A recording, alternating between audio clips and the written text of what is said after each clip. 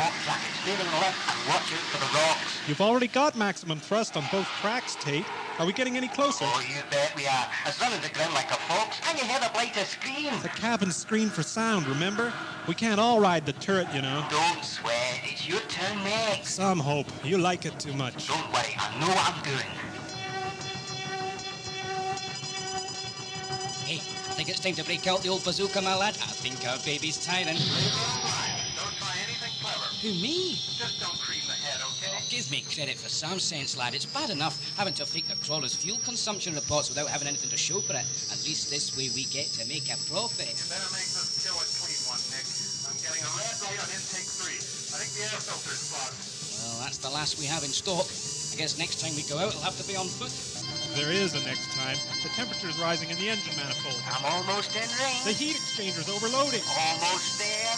Almost. Do it, Tate. Do it now or we burn out.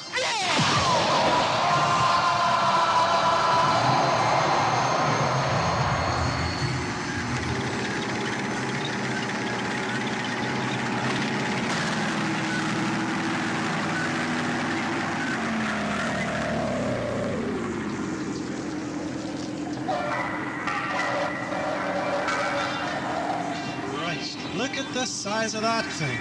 Look at its brain pan. Now that's what I call a kill. Yeah. We may have to walk home, but at least we walk home rich. The richest man in the galaxy. All right.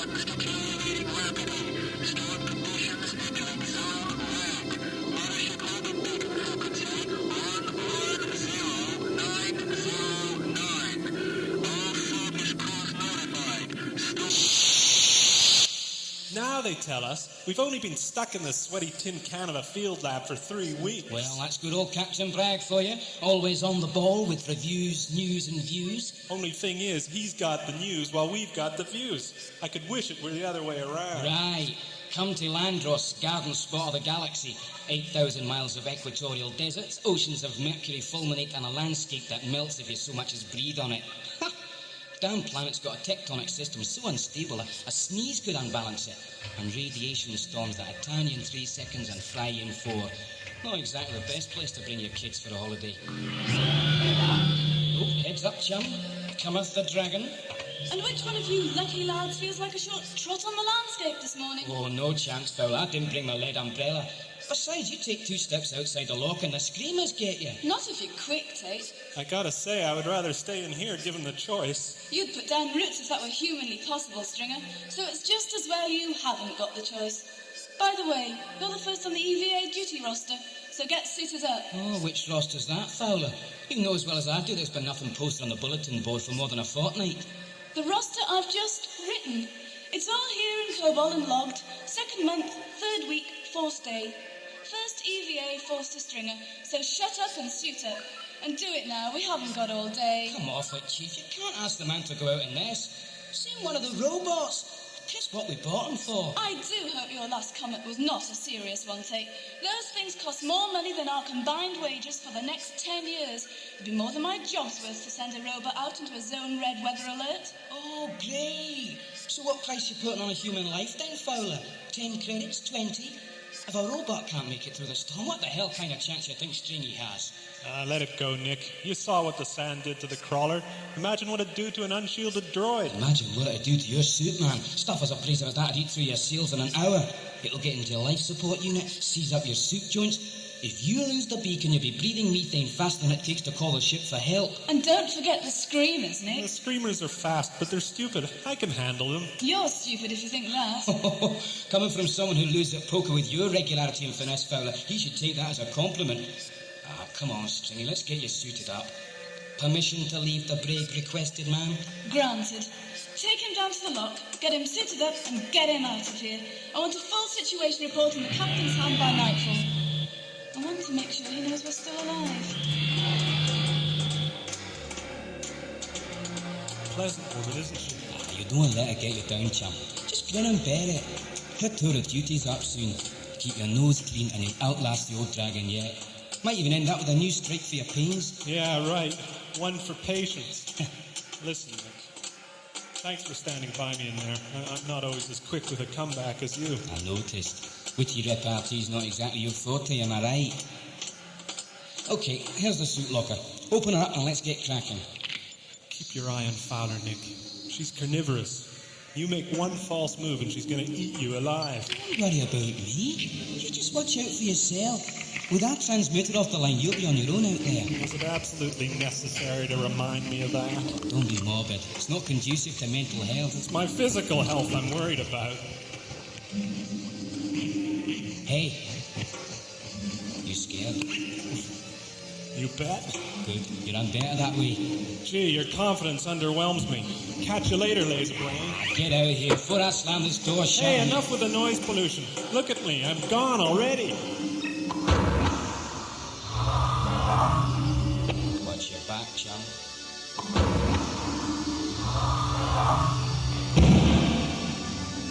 Where did you say we were going? Planet 41 Theta on the star cluster Cygnus. Galactic coordinates. Punch them in as I read them off, will you, Rhea? 41 degrees 0 minutes, 13 seconds galactic north, 317 degrees, 43 minutes 07 seconds galactic south, 87 degrees right ascension to the plane of galactic ecliptic. Compensation factor for orbital position and rotation. Maybe you'd better let me punch that one in. It's a tad complex. Sixth order vector equation, you know. Actually, I did. Oh, sorry, Rhea. You'll have to forgive me if I've seemed a trifle condescending lately. It's just that I've had a lot on my mind. That's all right, Doctor. We all have our off days, but what are you worried about? The old girl. You know, it often puzzles me the way you sometimes refer to the ship as the old girl. Almost As if she were alive? That's right. Who am I to say she's not? You're not making an awful lot of Let sense. me finish. The TARDIS is my life. She's yours, too. Not just in any metaphorical sense, but literally. The ship is getting old. She's older than me, and I'm older than I can comfortably count on the fingers of two hands. But sometimes, when I'm asleep or distracted, when my mind is wandering, I can hear the old girl calling out in fear of the unknown. She's afraid, Rhea. Afraid for her life and the end of useful existence. Afraid of the same formless shadow that hangs above us all. Are you trying to tell me that the ship is suffering from anxiety and depression? What I'm trying to explain to you is this. Without my ship, I'm nothing. I'll be stranded. At best on Gallifrey, but I'll never be able to steal another TARDIS. In any case, I'm not sure I want to. My travelling days will be permanently over. Think of the TARDIS as an old lady, Rhea. How do you think you'd feel at 80 or 90 years of age? Are you trying to tell me the TARDIS is dying? I don't know. Maybe. Well, if she does, what happens then? Nothing. When the ship finally winds down, we'll stay with her. For how long, though, Doctor? How long do we have to stay with her? Forever. You don't seem to think that time is too far away. No, I don't. That's why just lately I've been concentrating on repairs to the exclusion of everything else, including you. I've given the TARDIS more of my time recently than I've ever done before, because she needs it. No man lives forever, nor any TARDIS. I learned that lesson some time ago. Ever since, I've been systematically overhauling all her circuits in the hope that I'll be able to discover some way to, give her a new lease of life, to renew her sense of hope, if you like. I haven't come up with much, I'm afraid. What have you come up with? Well, the TARDIS is a living artifact, Rhea. Engineered life. Sometimes it's not enough merely to repair her systems when they malfunction. Sometimes she has to be healed. Spiritually? Oh, good grief, no. There isn't really any true comparative analogy between the TARDIS and a real living organism like you or I. She exists in a sort of twilight space midway between the two extremes. There is a physiological concept for it, but to coin an old cliché, it won't translate into your language. Don't worry, Doctor. I think I have more than a passing idea of what you mean. Good. But there are people who understand this concept. People who could heal the TARDIS for you. There are, for want of a better term, biological engineers, yes. On Tercerus, among other planets. As to whether or not they can heal the old girl, I'm very much afraid that is in the laps of whatever gods there are. And Tercerus is where we're going now, I hope. Planet 41 Theta in the star cluster Cygnus, yes. That's where we're going. Are you all right, Doctor? You're looking very tired. I'm fine, Rhea, really. I'm still worried for the ship. Can't you hear her engines straining? I can just imagine the old girl forcing her weary way into the vortex, shedding normal space-time like a discarded cloak. Well, at least she seems a bit happier operating in the vortex, Doctor. But for how much longer, I wonder? Just in case you can hear me through this garbage, Nick, I'm about half a mile from the survey huts. Footing is particularly insecure here. I think I'm approaching the first ravine we charted. You remember the gullies Father thought were an abandoned streamer there? Well, that's where the suit's automap puts me anyway. I switched off the faceplate ages ago, dead loss. Couldn't see a thing further than 2 feet away. And anyway, airborne sand was already starting to wear away the visor. I couldn't believe it, only been out here 20 minutes and it started in with a vengeance already. My suit's going to be a total write-off, assuming I ever reach the mothership, that is. You're right, Nick. Sand's getting in here with me. It's starting to affect my external audio pickups. Sounds like there's something out here, just out of sight beyond the next fold of rock. Watch your back, Stringy. If it is screamers, that's what they'll go for. They're crafty beggars, all right. They know your suit's weak He points. can't hear you, Tate. Why don't you shut up so we can both enjoy the show? Ghoul. What? What was that? Nick, I thought I heard something. I think there's something out here with me. There's definitely something tracking me. It's gotta be screamers. I don't understand this. The lab was supposed to be abandoned. Fowler checked the site herself, didn't she? Now they're in front of me as well.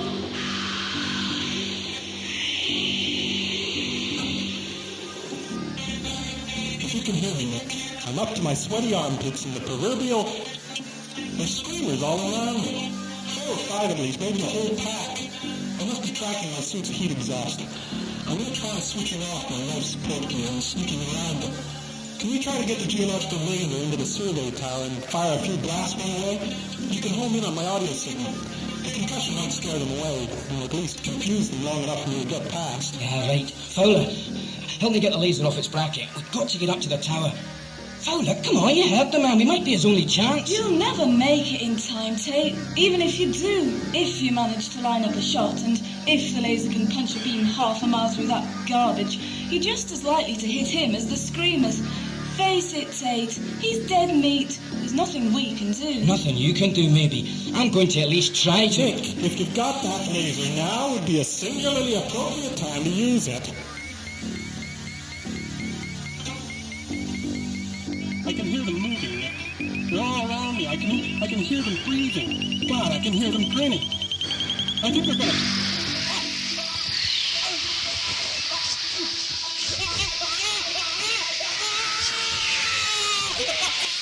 Come on, Fowler. Help me with the laser. You know I can't lift on my own. Fowler, damn you, move! Look, I know there's no love lost between the two of you, but damn it, there's a man out there who needs your help. I told you it was too late. Is that all you have to say? For all we know, there's a man outside there being torn to pieces on our very doorstep, and you don't want to know? Oh, you're the chief, Fowler. That's on your instructions. He's out there. Now, what are you going to do about it? You're right, of course. We'll have to do something. We'll have to find another way of getting a message to the mothership. So how far away from Tercerus are we now, Doctor? Judging from these instrument readings, not very far at all. Only another few minutes until Tercerus solar proximity. So we're entering the planet's solar system. That's what I said. Oh, right. So how long do you think it would take to repair the TARDIS? I haven't the faintest idea, I'm afraid. But I hope it's not too long. Listen to the poor old girl's engines. I see what you mean. They don't sound overly healthy, do they? No, and I don't find it particularly encouraging to think... What was that? What was what? Someone just called my name. You're certain, Rhea? Couldn't it have been engine reverberation? I'm sorry, Doctor, but I know what I heard. I'm positive someone was calling me. You know there's no one else apart from ourselves aboard the TARDIS. Are you sure about that, Doctor? You know how big the ship is. It's not inconceivable to think that someone could have stowed away. Someone who's willing to give away their presence by calling your name? No, don't you think I'd know if someone else was aboard? Well, I don't know. Would you? Was that what you heard? No, of course not. I heard a voice. But what is it anyway? The cloister bell. It's a warning, a kind of alarm. Not a very effective one by the sound of it. Seems awfully quiet. You're right. You know, it is very quiet. Mind you, we are a long way from the cloisters. Well, what's it trying to warn us of? I don't know, but it's bound to be serious. The cloister bell only ever heralds the gravest danger. Well, what about the instruments? Can't we use the scanner to scout ahead? Perhaps there's something blocking our flight path. That's what I'm trying to do. The controls aren't responding too well, though. They're very sluggish. Ah! There we are. What is it? Well, it looks very much like a massive band of temporal and physical instability blocking our path. You see those bright flares? Time storms carried out from the centre by compression waves you could fit a planet in. It's so bright. It looks like... Well, it looks like space itself has caught fire. In a way, it has. There are powerful forces at work here. Forces strong enough to break the bounds of normal space and time and send burning fingers clawing through to us here in the vortex. It's beautiful, Doctor. But the flames seem to be spreading. Look at the proximity indicator on the TARDIS console. They're getting nearer by the second. Oh no, now we've got problems. What's happened to the lights? They're out. I know. Like most of the rest of the ship's systems. There's a massive current fluctuation in all circuits. The dampers are overloading. Some of them are burnt out already. Oh, it must be something to do with that region of instability. I don't know. All this damage could have almost come from an internal source. Maybe it's a combination of the two. Still, whatever the reason, it all has the same effect. I can't unlock the destination coordinates, and until that happens, the TARDIS will be unable to pull away from the maelstrom. You mean we're still heading straight towards it? We'll never survive a journey through the heart of that inferno. I've tried everything I can think of to unlock the guidance systems. Nothing works. The ship is still heading towards its last plotted destination. But I thought that was Tercerus. It was. But what are we going to do then? We're running out of options and we're running out of time. Well, I'm running out of ideas. Well, look, can't we, reverse the polarity of the neutron flow or something? Oh, wake up, Rhea. We're living in the real world now. For about the next 30 seconds, I guess. Hey, the cloister bells stopped ringing. Does that mean... No, just another circuit down. Listen to those engines. How much more of this turbulence can the ship take? Theoretically, the old girl's indestructible. But then so was the Titanic. The starliner that collided with the ice asteroid. I remember reading about that. Lost with all hands, not a very reassuring analogy. Well, I'm not feeling terribly reassured. The force wheel's shut down. Now we really are in trouble. What's that noise? Is something else going to explode?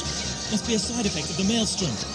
It's going right through my head. Well, cover your ears. Be constructive, Doctor. How can I help you at the controls if I have both hands over my ears? You might have a point. Anyway, I've tried it and it's no good. And lo, the Horned One flung wide the gates of hell and bade us enter. We're passing through the heart of the maelstrom. Oh, good, you quoting literature at me, Doctor. I can't hear you. I can't hear anything. That sound, it's in my head. It's hurting me. Hold on for just a bit longer, Rhea. I'm going to try something tremendously innovative, not to mention considerably dangerous. What? I'm going to release all systems restraints. I'm going to let the old girl fly herself. It's working, Rhea. I think we're going to make it. Thank heavens, I was beginning to think I'd never come through that in one piece. We're landing. At last. Well done, old girl. I knew you could pull us through. Don't speak too soon, Doctor. What's happened to the engine? Overloading. Brace yourself, Rhea.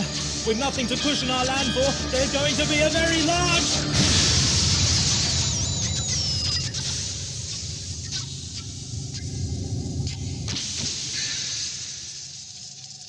Are we down? With the engines out, that was never in question. It only remains to be seen if we're down safely. And where we're down? Well, let's see.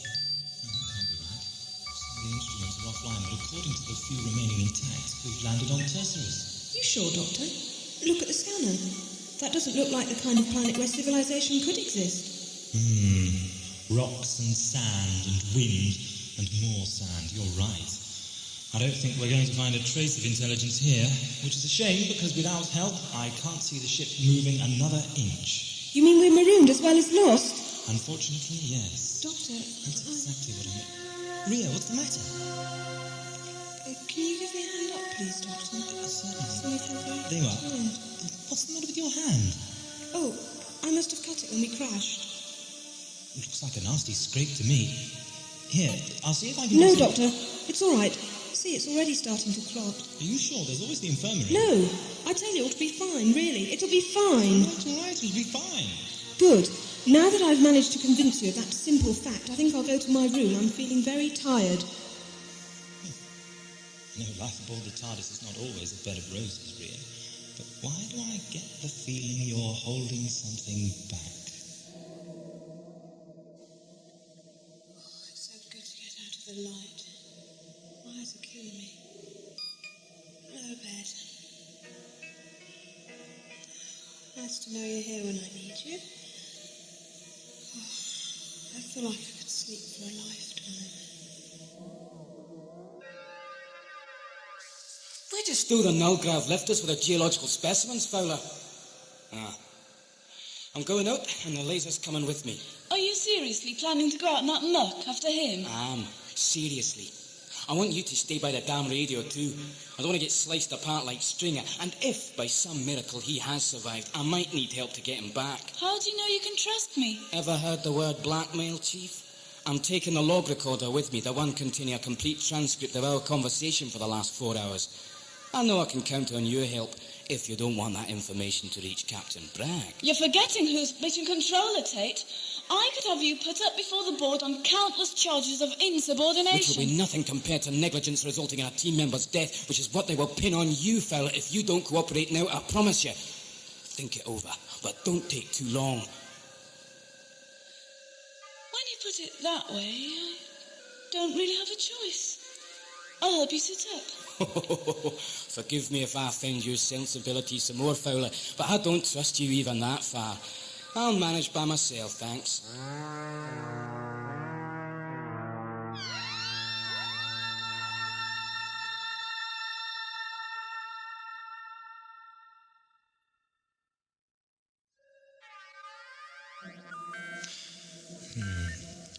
Doesn't look that bad. Now, let's see. If we cross-connect the stabilizer servos from the interior dimensional framework with those of the outer plasmic shell, we could bypass the secondary control junctions altogether, and possibly... No. Let's not kid ourselves, Doctor. It's just not going to be that easy. Life never is. Still, while there is life, as the saying goes, I suppose before we go any further, we'd better find out exactly which circuits are broken and which we've got left to play with. Now, let's see. Do we have life support? Yes, we do. Now, let's be thankful for small mercies at least. Now, what about the scanner? Yes, we have that. Audio-visual pickups are fine. Oh.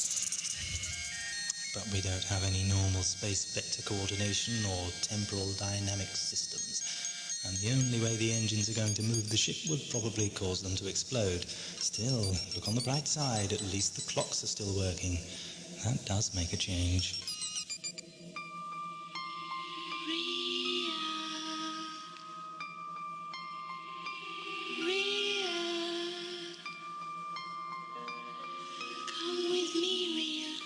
Go away, I'm tired. I want to go to sleep. Come with me, Ria. Come with me. What do you want? Come with me, Ria. Come with me. What do you want? Come with me, Ria. There is something you must see. Right then, idle hands make Jack a dull boy, as they say in all the enlightened parts of the galaxy. Let's see if we can't clear some of this rubble off the console top. Oh no, that's torn it. The ship will never move with a 6-inch crack in the time rotor. What's happening to me?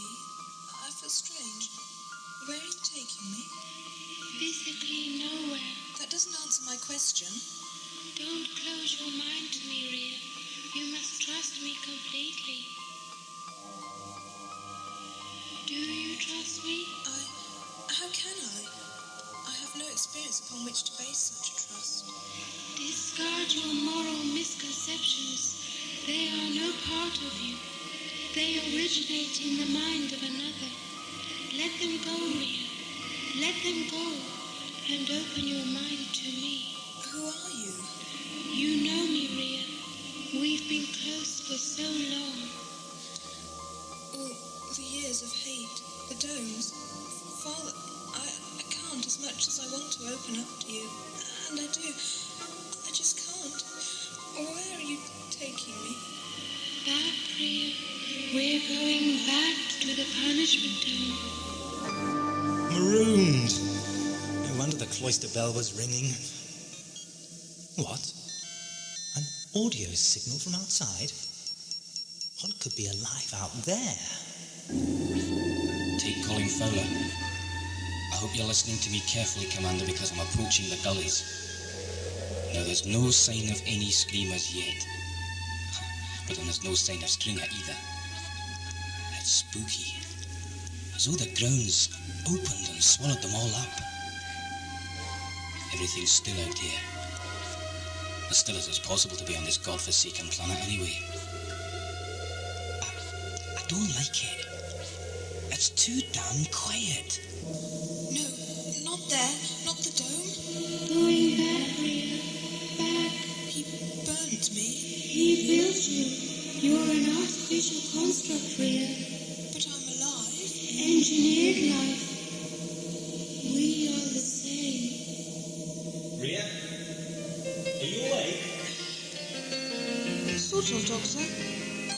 Come in. Are you all right? You look like death warmed up. It's okay. I just had a dream, that's all, a nightmare. Well, how do you feel now? I feel older. That's not exactly what I meant, but all things considered, it's not altogether surprising. What do you mean? Well, one of the things I came to talk to you about. Look, I brought some tea as a peace offering to apologize for, well, all the hassles in the control room. Will you have a cup? Then we can talk. Yes, all right. I'll have a cup. Apology accepted, Doctor. Though I think it's really me that owes you one. Thanks. Now, what was it you want to talk about? Time. When we were dragged through the maelstrom, I believe we were somehow forced through time as well. I thought the ship was supposed to do that anyway. What's so different this time? What's different is that for the last few microseconds of our impromptu journey, all the systems protecting us from the passage of time we were travelling through had failed. We became subject to the passage of time. Both we and the TARDIS are now much older than we were on the other side of the storm. Oh, Doctor, I'm sorry, it slipped. My best Wedgwood, too. Never mind, I can probably pick up another set. Doctor, how much older are we, exactly? It's hard to say. With most of the instruments damaged, I've no idea of the relative length of the time corridor we passed through. But it couldn't have been too long, right? I mean, if it had, we'd just be piles of dusty bones by now, wouldn't we? I suppose so, yes. There. That's all of them. So that's what she meant. Pardon? Oh, nothing, Doctor. What was the other thing you wanted to tell me? Well, two things, actually. Firstly, the ship is very badly damaged. She's lost a lot of her main systems and nearly all of her peripheral ones. We're lucky to have life support systems now. You've noticed the dim lighting? Yes, emergency lighting, you said. The old girl's conserving all possible energy. She knows to squander it would mean eventual destruction. As it is, well, who knows how long she'll last. Doctor? Yes, Rhea? How badly is the ship damaged? Really? Very badly, I'm afraid. We're not going to be able to take off without risking serious damage to the old girl. Wait a minute. I thought you said earlier that the damage could be repaired. Well, at the proper workshops, yes. As it is now, with the extra damage sustained during our little trip through the maelstrom, I'd be very surprised if we could make it out of the current solar system, let alone all the way to Tercerus. And that's assuming the instruments could identify the right planet when we got there. That's not all, is it? No. The main problem is the time rotor. It was damaged on touchdown. Normally it's vacuum sealed and filled with polyformylene diethyl chlorophosphate, a rare translucent substance which acts as a... As a hydrolytic performer? Well, yes. I can see you haven't been wasting our time altogether. I should think not, Doctor. Life's too precious to waste. I know what you mean. The PFDCP acts like a giant amorphic lens, transforming and focusing the energy core of the ship. Well, that's exactly right. And when we touched down, the rotor shell was cracked. And it all bled out into the atmosphere. And there's no replacement stocks aboard? Remember, Rhea, when I borrowed the TARDIS, she was actually scheduled for routine maintenance. All things considered, I'm still a fugitive for my own people, even if a voluntary one. It's hard to go back to one's peers, cap in hand, at the slightest sign of trouble. And chances for repair work on the old girl come few and far between out here on the rim. So in other words, we're... Stranded, like a beached whale. I've got to get off this planet! Calm down. Now, we might still have a chance. I've picked up some radio signals from outside the ship. Weak, but I think I can trace them. Perhaps there's someone out there who can help. Someone with adequate supplies of PFDCP? I don't know. There was too much interference to get a message through to whoever it is. I'm going to have to go out after them. I agree. Now look, there's no sense in wasting time. While you're outside, I'll see if I can effect some repairs aboard the TARDIS. Either in the console room or at the energy core, if you'll show me where that is. Well, if you're sure you feel up to it. I wouldn't offer if I didn't. We're both in this together, Doctor. If I can help you, I will. What else are friends for?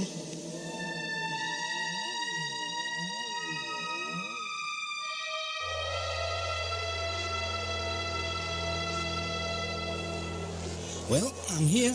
Lovers Lane for screamers.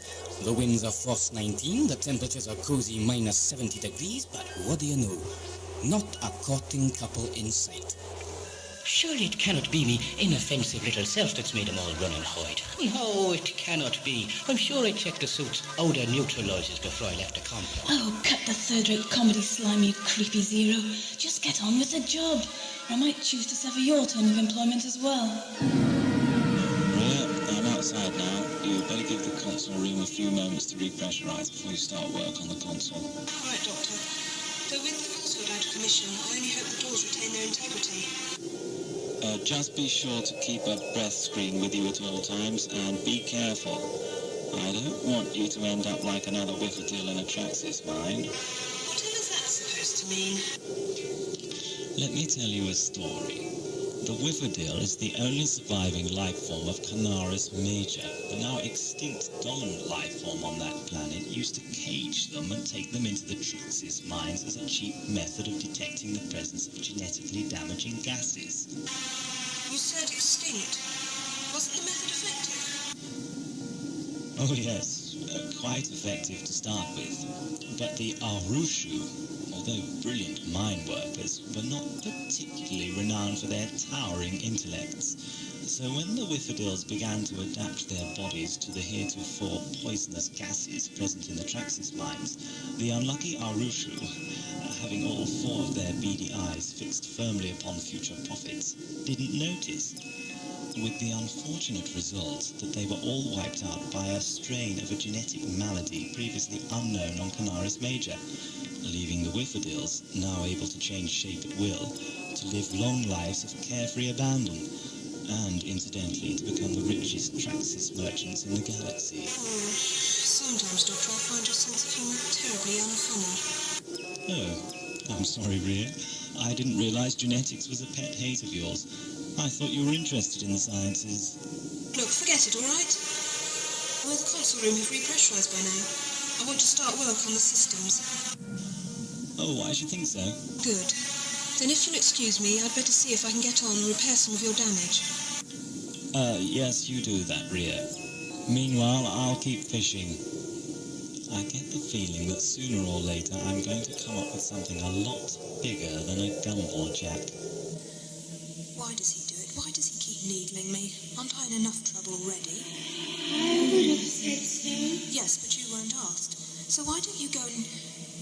Hey, you haven't got any PFDCP, I suppose? No, I thought it was too much to hope for. And I suppose it's also too much to ask what it is that you want this time. You should trust me like you trust yourself. Look into your neatly crafted heart, Rhea. You don't need to ask me what it is you must do. Now, according to the last fix from the ship's trackers and updated information from my portable unit, the signal I heard came from this direction. Yes. It seems to have originated within one of the gullies carved into the base of that curiously square-shaped hill. I wonder how long it'll take me to get there. This atmosphere is so dense it distorts light over long distances. I feel like I'm crawling up the rim of an immense bowl.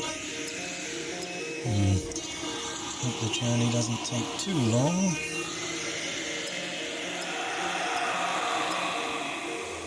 I knew that silence was too good to last.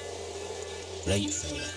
For your information, I think I'm close enough to trace Stringer via his suit's heat exhaust. That is if it's still functioning. It's working. I'm picking up a trace. Hey, wait a minute. Something's up. The trace is moving. Aye, it's definitely moving. What the hell's going on out here? These gullies are tougher going than I thought. Rhea, are you there? Yes, Doctor, I'm still here. What can I do for you? I'm in the middle of replacing the helmet regulator. I just checked in to see how things were going. Be careful with the regulator, won't you? It's a very expensive piece of equipment. Not anymore, it isn't. It reminds me of a jigsaw puzzle someone has got fed up with. It's in pieces all over the floor. I see. Carry on the good work, Rhea. I'm sure you're doing a splendid job. The work's a bit easier than I expected, actually. I think you must have been exaggerating earlier. Oh, before I go, one thing. Any signs of life yet?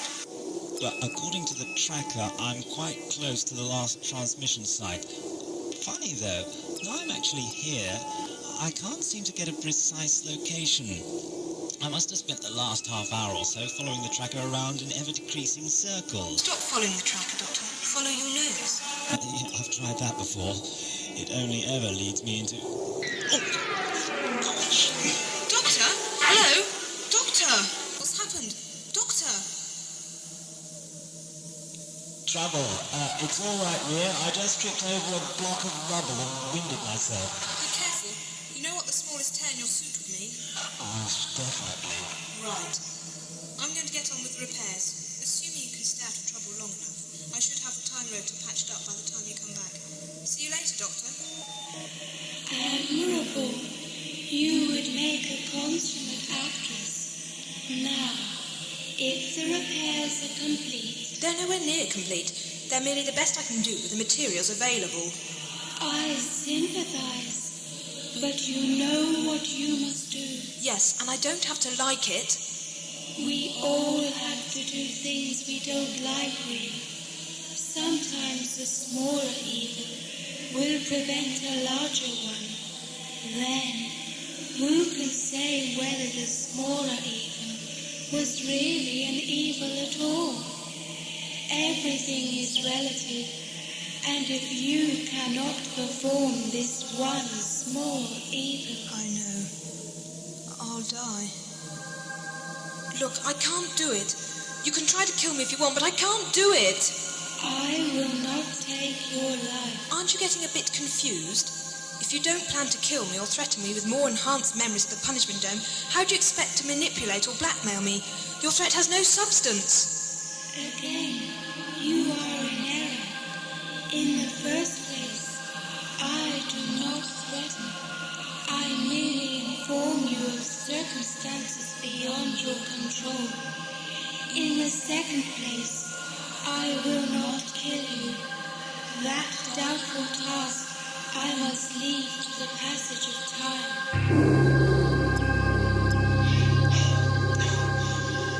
I'd forgotten how difficult it is to move in a spacesuit under full gravity. These blocks scattered across the gully don't exactly help either. Mind you, it's odd there should be so many the same size and shape. Yes. Very odd. Let me see. Scrape away the surface rubbish and what do we find? Well, I never. Tantalus alloy in a concrete base. No wonder they haven't been eroded by the wind. They've been manufactured. Now what could... Let me see. What could hundreds of manufactured blocks be doing on such a clearly uninhabitable world? Oh well, like everything I'm curious about, I suppose the answer will turn up when I least expect or want it. In the meantime, I think I'll just sit against the side of this gully for a few minutes and get my breath back. There, that's better. Feels good to get the weight off my...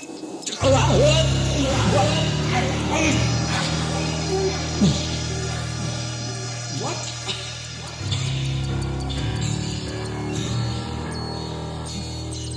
Well done, Doctor. No wonder the tracker's been leading me up the proverbial garden path. I must have walked past that entrance a dozen times if I did it once. Well now, let's get some light on the matter and see what's what. A basement by the look of it. A place for a basement, the ground floor. Oh well, perhaps this place was built by bats. If I look deep enough, I'd probably find their penthouse apartments. What a hangout. And there, what's this gouged into the dust on the floor? Drag marks. And footprints. The trail's getting warmer. In fact, it's red hot. What have we here? A dead man in a spacesuit by the looks of it. What a mess, poor fellow. I wonder what killed him. Whatever it was must have had teeth as large as my hand, or there must have been more than one of it. I wonder if there's anything on his suit to indicate where he might have come from. What's this? Just a handful of shy grey pebbles, which look familiar. Let's make a few adjustments to the tracker and see if I can analyse these little pebbles. I thought so. These small grey pebbles are exactly, almost pure polyformylene in a biological matrix. How lucky can you get? With these pebbles, I can synthesize enough PFDCP to temporarily repair the time rotor. My friend, I don't know who you are or how you came to die here, but you may have saved both my ship and my life. I am in your debt. This I've got to tell Rhea. Come in, Rhea. Can you hear me? Rhea, I've got some great news.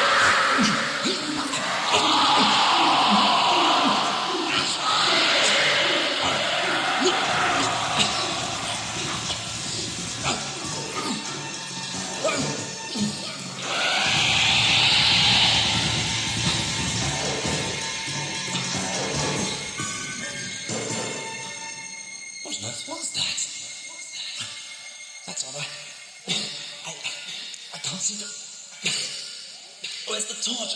I can't see a thing. I can't breathe. That thing must have severed my air lines. I'm going to suffocate.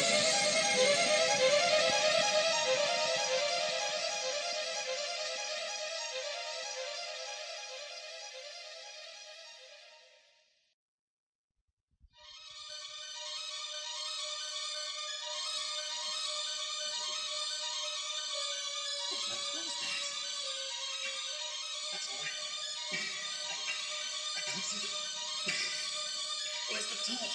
I can't see a thing. I can't breathe. That thing must have severed my air lines. I'm going to suffocate. Wait a minute. That dead astronaut's backpack didn't seem too badly damaged. If I can just find the body, I might...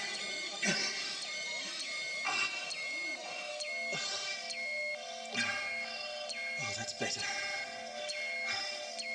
I was lucky the hoses were compatible. Oh, here's the torch. Now, where are those pebbles? Here. All present and correct? Well, that's a relief anyway. Rhea, I've got some good news. Doctor?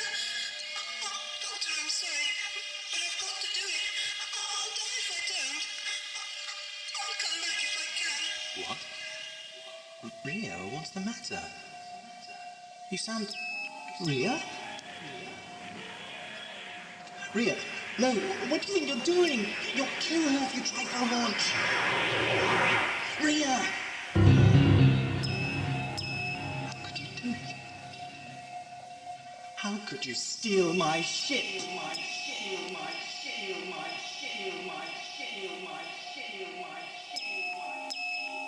Marooned. What am I going to do now? Firstly, put your hands above your head. Secondly, step slowly away from the body. Oh, hello, I didn't see you come in. My name's the Doctor, and if you wouldn't mind just pointing that rather overwhelming laser cannon in a potentially less harmful direction, I'd be more than happy to... Do exactly as I say. If you know what's good for you, that is. Now listen to me very carefully. When I get nervous, my right hand gets a funny little muscular twitch, left over from a horribly misspent youth, I'm afraid. Still, we all have our little faults. My right hand, you may have already noticed, is the one currently wrapped around the firing group. Now, I'm not normally a nervous bloke, but right now you are making me very, very nervous. A situation not entirely conducive to your continued health, as I'm sure you'll appreciate. You suffer from nervous tension, my dear fellow. Why didn't you say so before instead of waving that overlarge fly swatter about and risking the persons of all concerned? Namely, my person. No, my dear fellow. I know at least 131 different cures for nervous tension, ranging from the most expensive saurian electro-neural massage to the cheapest form of sweet herbal tea. Although I don't believe the said herbs are actually available on this country.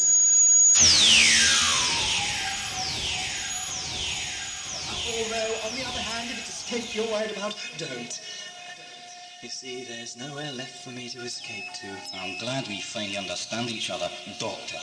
I thought we were going to have a little communications problem there for a minute. No communications problem at all. I'm very pleased to hear it. I'd also be very pleased to hear a few other things as well. Like how you came to be here, what you were doing standing over my partner's dead body, why you have in your fist his entire cache of screaming gems, how his airlines came to be attached to your spacesuit, and more importantly for you, why I shouldn't shoot you out of hand for claim jumping, theft of personal property and murder. It's no good. I can't hold her together. There's too much damage. We are so near. You cannot. You're blind. I don't think I have any choice. Look at the scanner. What is that? The maelstrom suffusing this planet's solar system. It's the cause of all this damage. And there is no way past. No. And if we go through it again, we'll surely be destroyed. According to the Doctor, if the ship passes through the maelstrom without full protection from the force field, it and I will both age again. And nobody knows by how much this time. Even if the ship does survive the journey, which is something I seriously doubt, I certainly won't. And yet we must try. And so here I am. That's as fantastic a tale as I've ever heard, Doctor. Now let me tell you what I think happened. I think you're acclaimed. I think you found out about the screaming gems, landed on this planet with a chemical tracker. I see yours is still tuned to gem composition. But rather than go to the trouble and expense of hunting your own screamers, you decided to wait quietly in the shadows until a chance came for you to ambush Stringer there. Then you ripped out his airlines, stole his gems and dragged him here for screamer bait, hoping for an easy kill and rich pickings. And the marks on my suit? My severed airline? Easily explained. Stringer put up more of a fight than you expected. Caught you unprepared. Not too difficult to imagine looking at you. Oh, that's ridiculous. A more injudicious bunch of fabricated rubbish I've never heard. Then give me proof, Doctor, now, before I shoot you out of hand. How can I? My ship has been stolen. Look, can't you put that gun down? I've been standing here with my hands up for, well, a very long time, and they're getting very tired. I've got enough on my mind already. Yet everywhere I go, I'm accused of something I haven't done or mistaken for a lunatic murderer or wandering prophet of doom. Conflict, always conflict. The galaxy's big enough for everyone it contains, so tell me, why do people find it so difficult to trust one another? Well, I never. A thief with a streak of philosophy. Oh, wonders will never cease. Now look, I don't really know much about these screamers, but I fancy I'd be right in assuming they hunt via the use of infrared emissions. That's correct. But no more proves your innocence than... Yeah, have a grace to let me finish, will you? Now, I noticed that because when I accidentally shone my torch full in the creature's face during the fight, it shrieked with pain and ran off.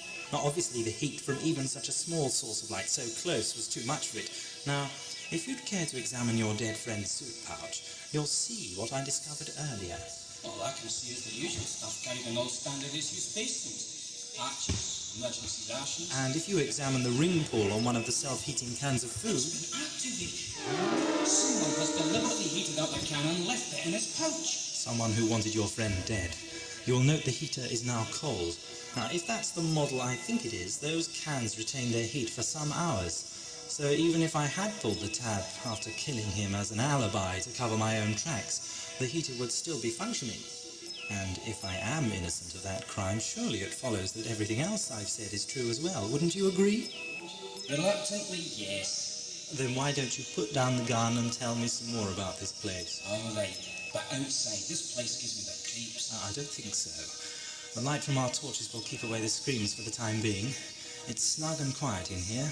I'm rather sick of that perpetual storm going on outside.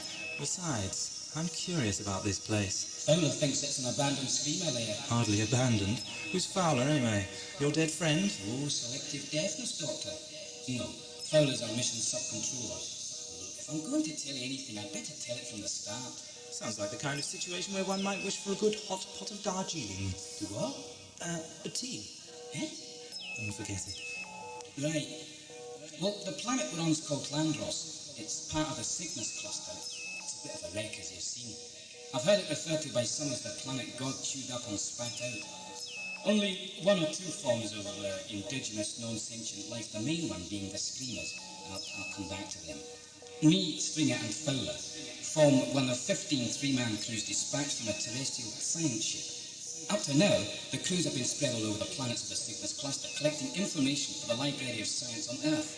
Information regarding the solar maelstrom, I assume. That's right. And hitherto unknown natural phenomena. No one knows where it came from, but it surrounds the solar system like a shell round a walnut, isolating it from the outside universe. We're here to find out more about it and its effects on the nearby planets. And what have you discovered? Well, not a lot, really. Only that there's some damn strange radiation floating around up there. That, together with the screaming gems, are about the only interesting things in this system. Unless you're into spectacle, that is. The maelstrom from space is pretty spectacular for the first few months. As far as the gems are concerned, it's a shame the system is so inaccessible. And why is that? Because as far as industry is concerned, they're priceless. Let me tell you about the screaming gems. It's pretty amazing, really. You see, the gems are actually cysts. They form gradually in the brains of mature screamers. The cysts grow larger as the creatures get older and bring pressure to bear on the brain centre of their brains. Hence their screaming. The older the animal, the larger the cyst, the louder the screams. Eventually, of course, the cysts kill the creatures, but sometimes it's possible to, shall we say, preempt the course of Mother Nature. To hunt and kill the creatures before they die naturally? Exactly. No one knows how the cysts are formed, nor is anyone likely to for the next 30 years, since the Maelstrom will be the last ship to come this far into the cluster, this close to solar winter.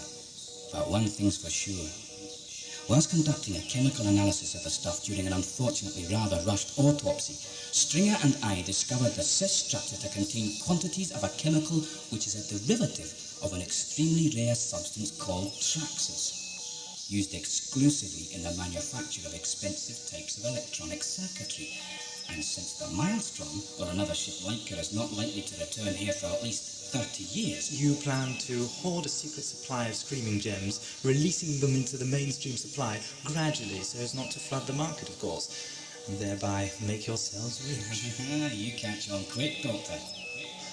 I suppose I can't really condemn you for excessive greed and opportunism. Mind you, look where it got your friend Stringer. Aye, sabotaged, murdered, torn apart like carrion. Could only have been Fowler, but I don't understand why. I mean, I know she's a self-centered and icy bitch, but that still doesn't explain it. You're overlooking something. How do I know it wasn't you? What? Yeah, that's preposterous. Why would I come back? No, it had to be Fowler. She's the only other member of our party. We're cut off from our mothership, you see, by the storms. Our crawler was damaged some days ago and we've lost radio contact too. Stringer was trying to get through with a recording of our location, so as Captain Bragg wouldn't assume we were dead when we ignored the recall signal and leave without us. I see. An interesting story, but I can't help feeling you've been misled. What do you mean? This scientific combine you're part of, which claims Klandros to have been a previously uninhabited world, seems to have produced, in fact, several thousand bytes of evidence to back up this supposition. Yet here we stand, in the ruins of a building which would appear to purport a theory in direct contradiction to accepted fact. Couple that with the fact that my instruments identified this as a completely different world, not the Klandros you claim at all, and you're left with a bit of a puzzle.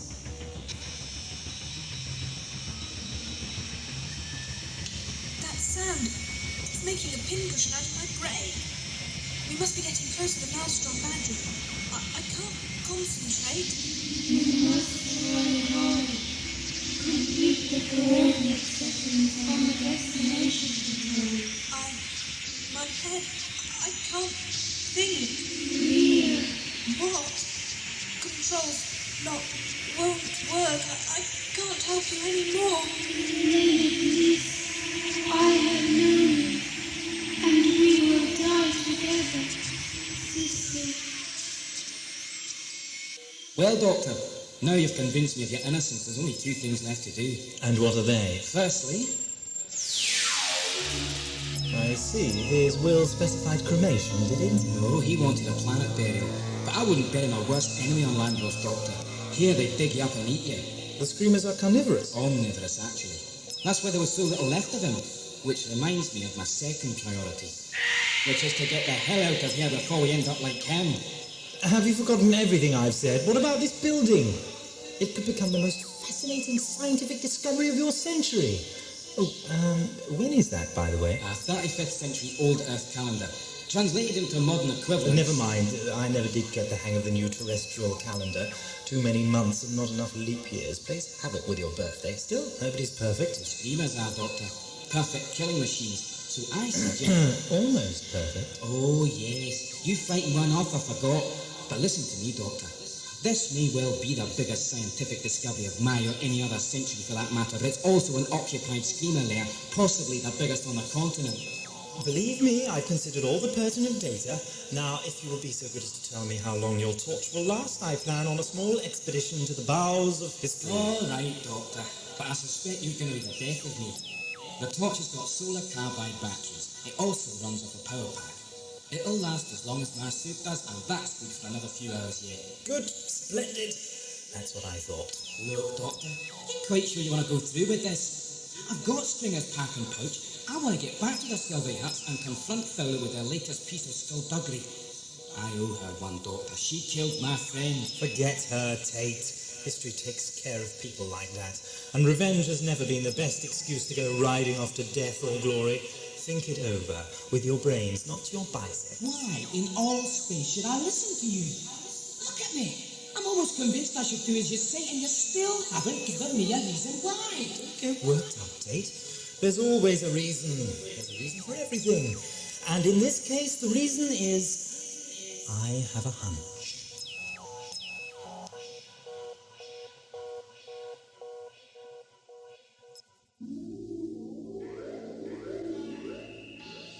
Give me a situation update, please, Royce. Nothing new since the 0400 update, Captain.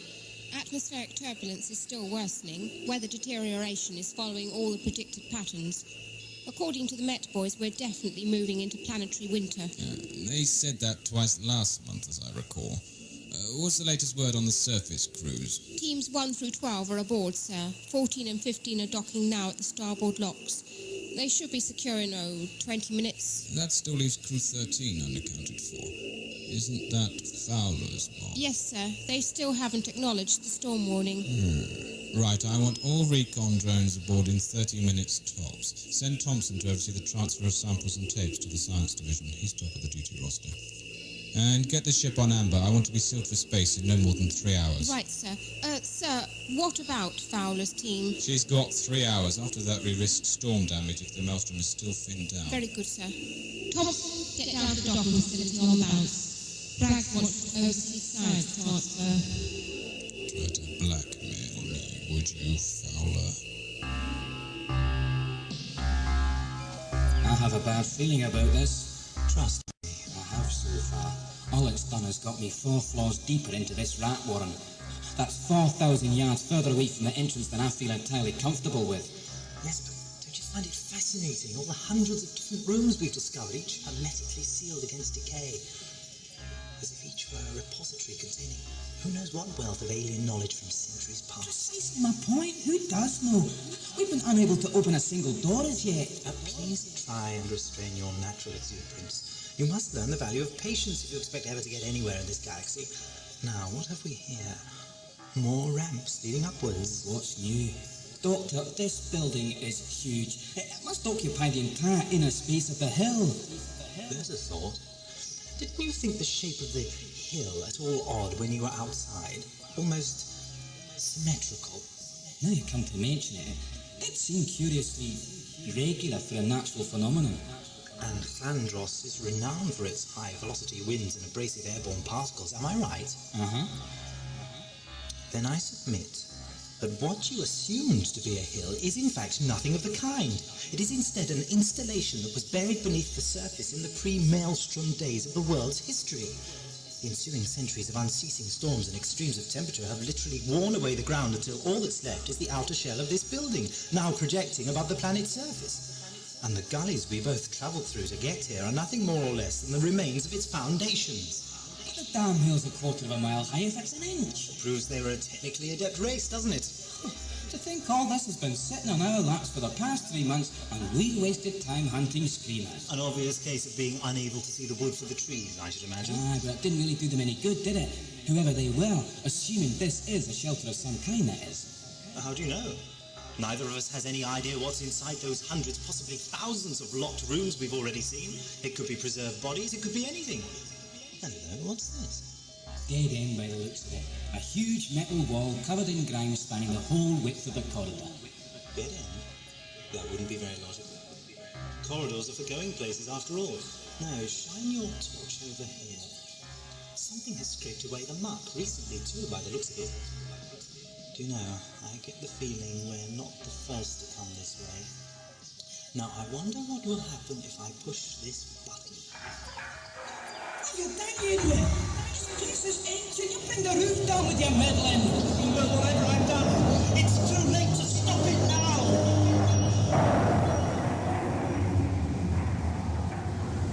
I can't believe it. The wall's opening up. That's a huge sealed bulkhead. Whoever they were certainly technically brilliant, all right. But it sounds like they could have learned a thing or two about the principles of lubrication. Wow! That's got to be the biggest single enclosed space I've ever seen. It is rather large, isn't it?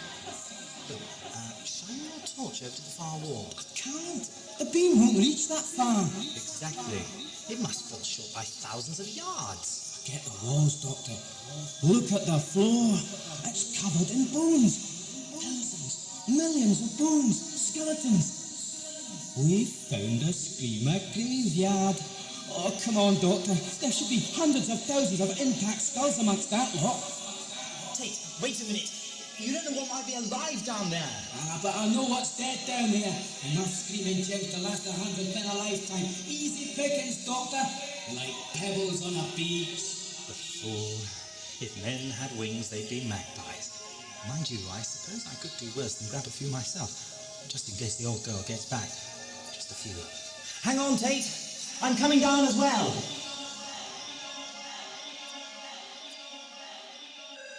Doesn't look as if our hero, Tate, is going to make it back from his rescue mission.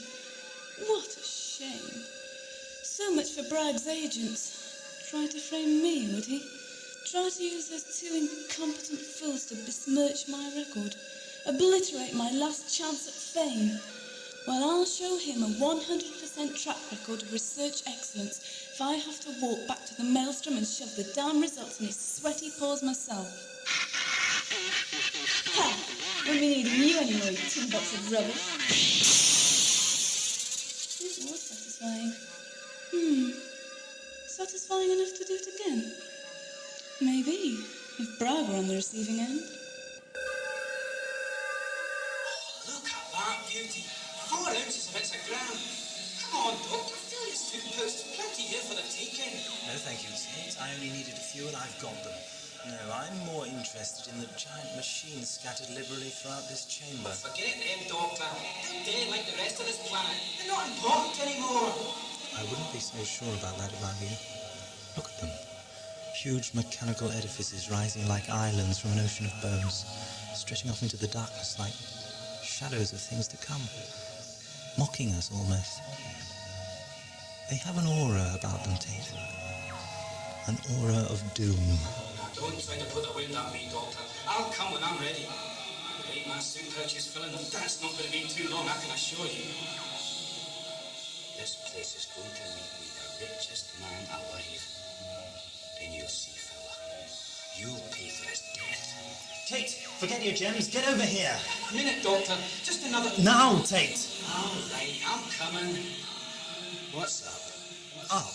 I'll tell you what's up. Look at these machines. Don't they seem familiar? I don't know. Wait a minute. Now you come to mention it, they do look a bit like... The drive generators on your starship? Well, yes, but they can't be exactly the same. These machines are over 40 stories high. Exactly right. If my memory serves me correctly, ships of your century were propelled in the main by generators capable of doing very peculiar things to the fabric of space. Cameron Blackstone's vortice inducers. That's him, the very chap. Brilliant design, too. Only one flaw, as I remember. Mind you, that was a pretty big one. I'm forced to disagree, Doctor. Blackstone's vortice inducers have been in general and commercial use for over... A century, yes, I know. And about 30 years from now, a man by the name of... I can't remember his name offhand. But anyway, he'll discover their flaw, and their use will be prohibited in every galaxy. All ships with Blackstone generators will be recalled and refitted. All the engines will be destroyed. I don't understand. They're cheap, dependable... And destructive. The generators work by creating a special opening, a vortice in the fabric of space, through which the ship in question passes before emerging from a similar vortice in another location. Aye, that's how it's put on all the scientific journals, yes. But I still don't see... What happens to the holes? Eh? The holes that the engines create. What happens to them after the ship has passed through? Well, nothing, I suppose. Precisely. The holes stay exactly where they were. Countless unmapped gateways to who knows where. Hyperspace? Hyperspace. A useful public relations phrase. The gateways lead to sections of a space outside our own universe. Foreign to it. Alien. Incompatible. Ever heard of the phrase submolecular particulate attraction? Yes. The attraction of particulate matter acts in the same way as, well, opposing magnetic poles, for example. Well, this chap, whatever his name will be, he'll discover that particulate attraction is drawing substance from that outer universe into our own. Alien substance with alien natural laws. So? The universe is big enough for a little extra rubbish, surely. Yes, but think about this. The attraction is a natural phenomenon. It will continue to function while holes exist. Now, every trip induced by a Blackstone generator creates another pair of holes. Now, the universe is very large, almost infinite for all practical purposes. But try and imagine the size of a medium large enough to completely enfold it. The medium through which Blackstone generators force their space vessels. God, I think I see. That space would necessarily be larger than our own universe in order to contain it. As long as even one Blackstone vortice remained, natural attraction will continue to pull in foreign matter until our own universe was completely full of foreign material, until it would eventually burst, split apart by devastating internal pressure. All life would have long since died, of course, crushed out of existence by the mass of foreign matter as it poured in unstoppable torrents through the vortices. You paint a pretty terrifying picture, Doctor. I know, but that's not all. One Blackstone generator induces a vortice no larger than the ship it's propelling. Anything else would be wasteful, right? Now, how big do you suppose would be the vortice created by the engines towering above us? As big as a planet? A solar system? The Maelstrom! Yes. And that's only one of... How many machines did you say there are in here, Doctor? I can't see to count them all. To think that the eventual destruction of the universe is standing close enough to scrape my name in the dust. My guess, these engines were developed eons ago by a race possibly similar to yourselves. Like you, they also didn't realize the deadly potential of their new invention. Then one day they tested one. A single engine, possibly at only a fraction of its potential output. It devastated their entire solar system, laid waste to their planet, and left a few pitiful survivors, altered by the resulting energies. Screamers. Well, it's just a theory. I want to get out of here right now. This place is disquieting. We've got company. I told you it wouldn't be long. They seem to have got used to the presence of light very quickly. I think now might be an appropriate time to utilize your laser. But that's going to be a bit difficult, Doctor. I left it at the top of the ramp whilst I was collecting gems. Oh, the dazzling intellect of the man. Oh, never mind the abuse, Doctor. They're closing in. Doctor, stop staring at the roof. What are we going to do? I can see catwalks and service frames all the way up the side of the machine. Tate, maybe there's an access to the outside on a higher level. You suggesting we climb? Indeed. For our lives.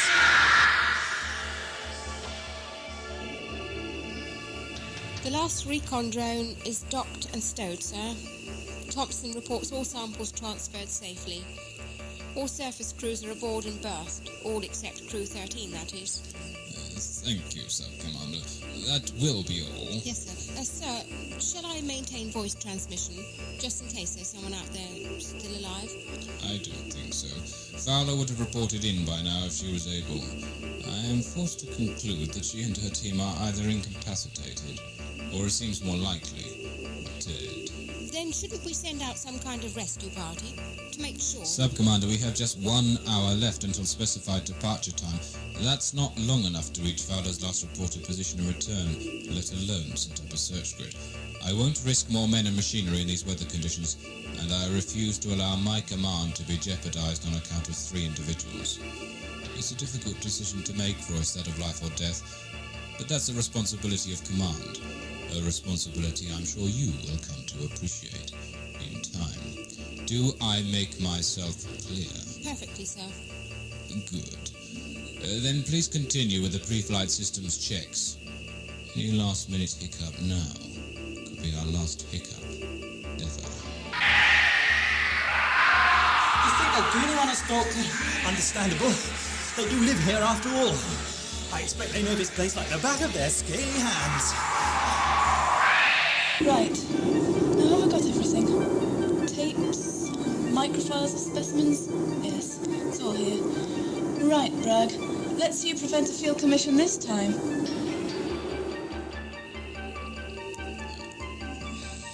Status update. 90% of all pre-flight checks complete. We've been across the board so far, sir. Excellent, Royce. Time to lift off. Countdown is static at T-minus 60 minutes and holding, Captain. Awaiting your instructions to proceed. Initiate countdown sequence, Royce. I'll be happy to wave goodbye to this godforsaken ball of rock. It's a long way down, Doctor. How did you ever get to become an astronaut with a floor of heights? Oh, don't ask. I'm interested.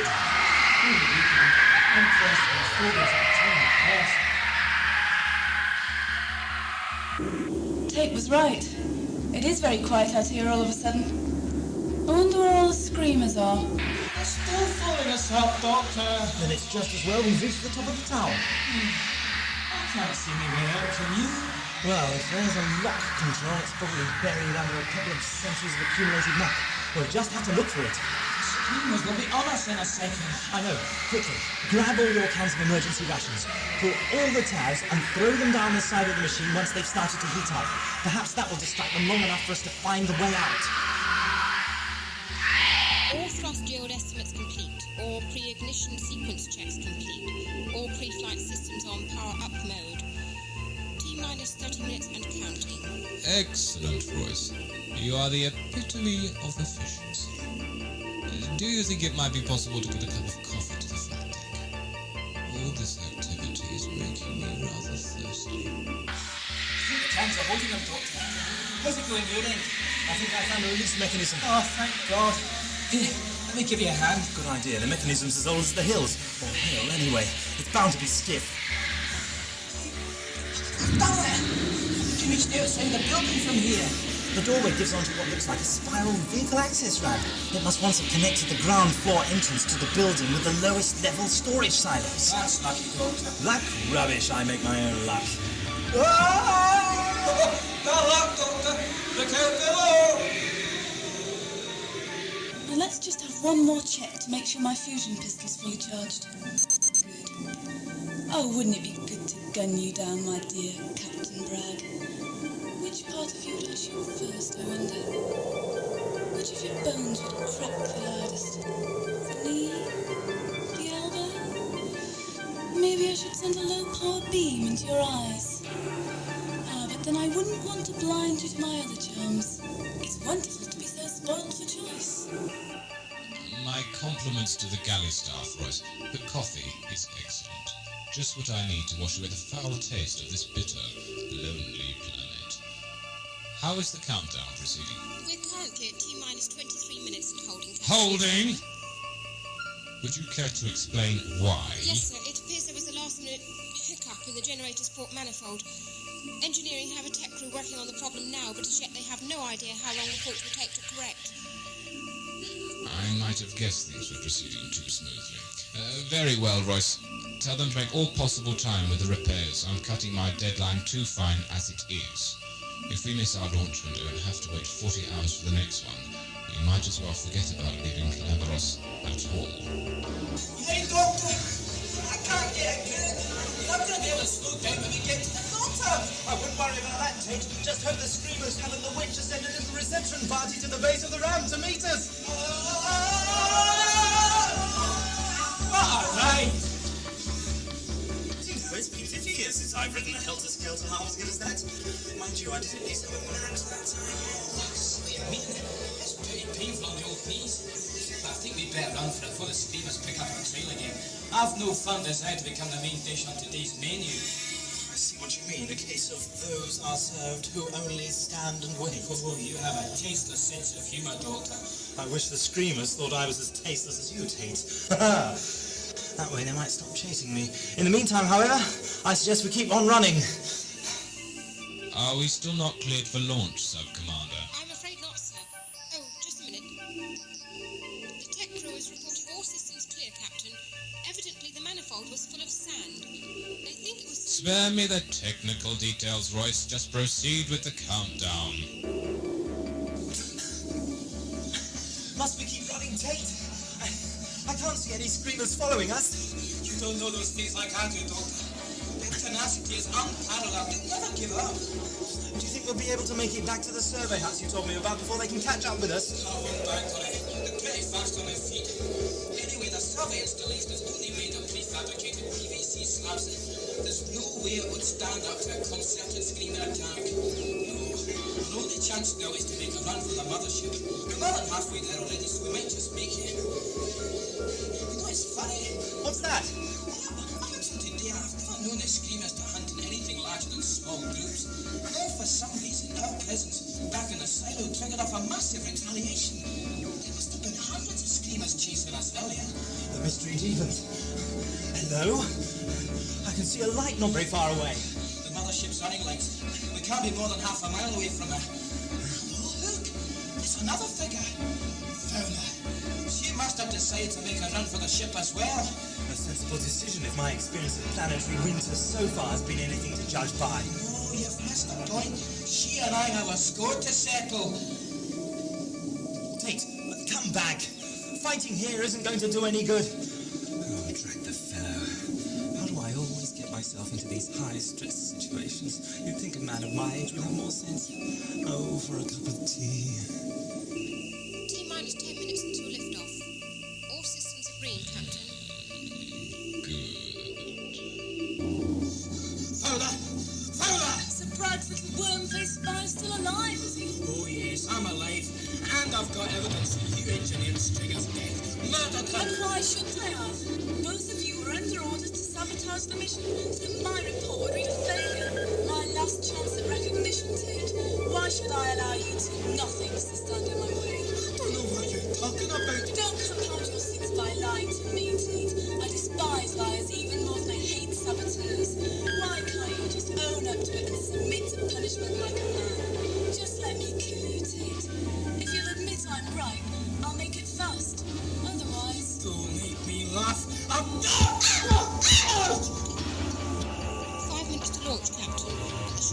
scanners are picking up something very odd in the vicinity of the ship. More I think you interruptions. should hear this, sir. What do you think it is, sir? Could it be Fowler's team? They'd have contacted us by radio if it were. No. More likely it's the natives. A mating ritual or something, I expect. In any event, it poses no threat to the ship, so I plan to ignore it. Countdown status. 2 minutes and counting.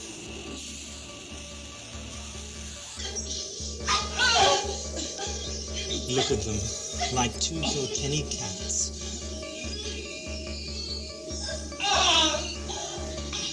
When will the two of you stop acting like children fighting over a broken toy and start acting like responsible adults? Kill Stringer, and I'll kill you too. And Brad, I'll kill all of you if you just let go of mine. It's the ship. It's taken off without us. Brad, come back, Brad. I'll kill you for this. It's your fault, fella. If you hadn't started the fight.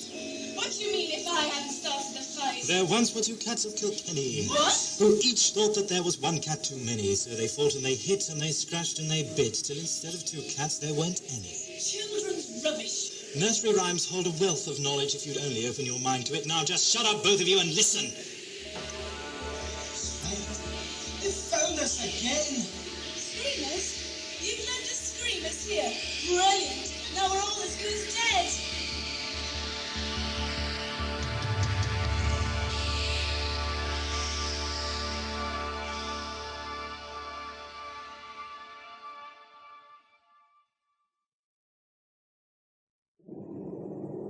Nursery rhymes hold a wealth of knowledge if you'd only open your mind to it. Now just shut up, both of you, and listen. They found us again. Screamers? You've led the screamers here. Brilliant. Now we're all as good as dead. I didn't mean listen to the screamers. Come on. It's the TARDIS. Rhea must have brought her back. Come on, you two, quickly. Joking, Doc. You must be a quarter of a mile away. Wait, those screamers are closing in. We'll never make it on foot. Which is why you're going to stay and cover our retreat. Do you think I woke up this morning with my head on backwards? You obviously misunderstood me, Tate. I wasn't asking. I was instructing. I'm in charge here. It's my function to command and yours to obey. Stuff it, Fowler. Nothing and nobody's yours to command. I haven't got time to argue. Oh, my leg. Oh, Fowler, you icy bitch. Aren't I just? Doctor, help me. Doctor, if you take one more step towards that thing, I'll blow your head clean off. Fowler, damn it, why? I needed someone to cover our retreat. You're available, willing or not. Doctor, I suggest you lead the way to your ship quickly, lest Tate's unselfish sacrifice be in vain. You can't just leave him. Oh, yes, she can, Doctor. She knows I'll be easy meat with a hole in my leg. Go on, get out of here. I'll follow as best I can. You heard the man, Doctor. Move. Goodbye, Tate, and congratulations. You're going to die a hero. No way, fella. No way. I'll follow you. Wherever you go, I'll be there, haunting you. Don't turn away from me, fella. I'll be behind you. I'll be there when you close your eyes. I'll be my shadow on the wall. That haunts your darkened rooms. I'm coming back for you, fella. If I have to follow you to hell.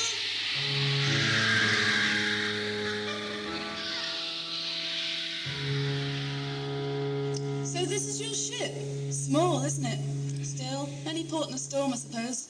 Now open it up. You can't just open the doors and go barging in. I told you the old girl was damaged. If my companion is still in the console room, when it depressurizes, she'll asphyxiate. No airlock. What an unfortunate design fault for your young friend. Now open it up, or so help me, I'll drop you where you stand. How can I get through to you? Hey, my key. Get that back to me. Wonderful ship, Doctor. Is it always so messy and dark? Miss Fowler, I do believe you're suffering from selective deafness. I warn you, Doctor. What's that? That's my companion, the one you might have killed. Well, Doctor, will she live? No thanks to you, yes, she'll live. She managed to put on her breath screen. How very fortunate. Now, about leaving this planet. Oh, look around you, Fowler. Use your eyes for once. Engage brain before operating mouth. Does this mess look anything like a navigable spaceship to you? Your companions, Lewis? Yes, and that's probably what's caused a lot of this extra damage. Look here, this panel. She obviously didn't complete the destination settings. Without firm target coordinates, the ship will simply return to its last recorded planetfall. In this case... still says Tesserus. I don't care about that, Doctor. What I care about now is catching up to Bragg and demonstrating to him, physically, how inadvisable it is to withhold a girl's promotion and then try to maroon her on a lifeless planet. With a gun? Yes, with a gun, or a rock, or my bare hands if I thought it was necessary. He has to learn I will not be put down. That is why we must leave now. You're wishing for the moon, young lady. Can't you see the ship needs repairs? I can't push her anymore. What makes you so sure you can push me anymore? I don't believe it. I can't argue with you. All right, you win. But there's the damage. Here's the tools. You repair her. Go on if you think you can do it. But Fowler, she's a very complex lady, my TARDIS, and she doesn't like strangers. Oh, yes, I'm sure you could repair her and catch up with Bragg and maybe even kill him. But you'd need a lot of luck. Do you feel lucky? I don't want to have to shoot you, Doctor. No, Fowler, you fix her. Go ahead. Make my day. What was that? I don't know. Doctor, don't play games with me. Shut up, Fowler. Listen to Rhea. Even delirious, she makes more sense than you. No tricks, Doctor. It's just a monitor, Fowler. Now, why don't you watch and learn something? That's Tate's body. Yeah, it's pretty gruesome, isn't it? Look at the screamers. They're examining the remains of his sick, using stones to prise open the pouch. You know, for dumb animals, your screamers are acting peculiarly rationally. I think they could be playing us all for fools. What are they taking from his pouch? Screaming gems. I don't understand. What would Tate be doing with a pouch full of screaming gems? Think about it. Tate and Stringer had no interest in sabotaging your mission.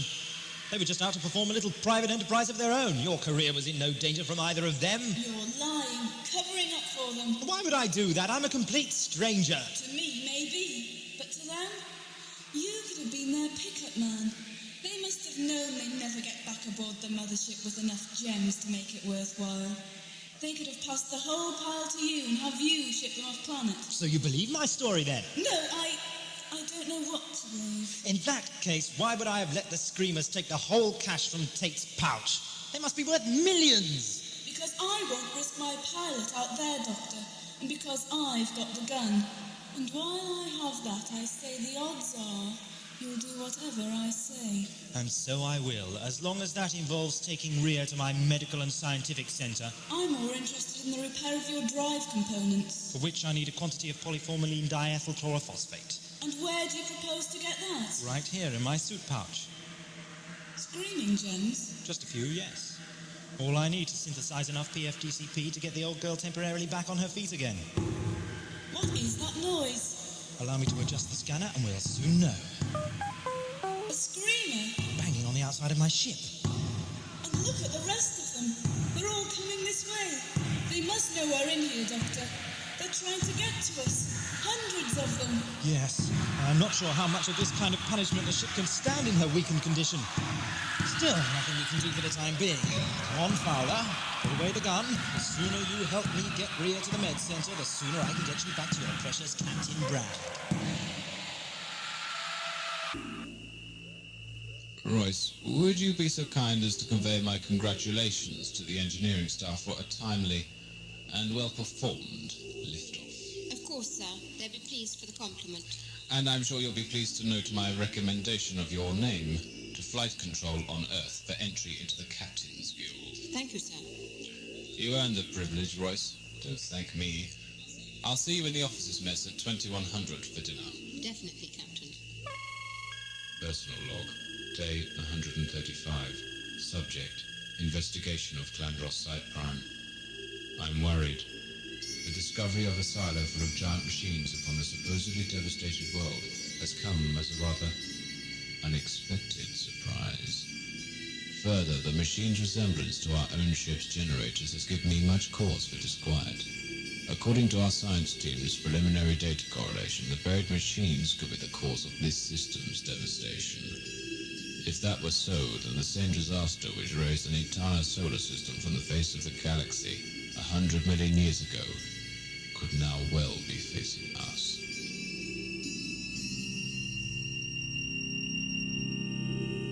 It's all right, Doctor, thank you. I can manage now. Good. I'm glad you're feeling fit. I want to ask you a few questions, like why you stole the TARDIS. It wasn't my fault. She made me do it. Who? You were alone here.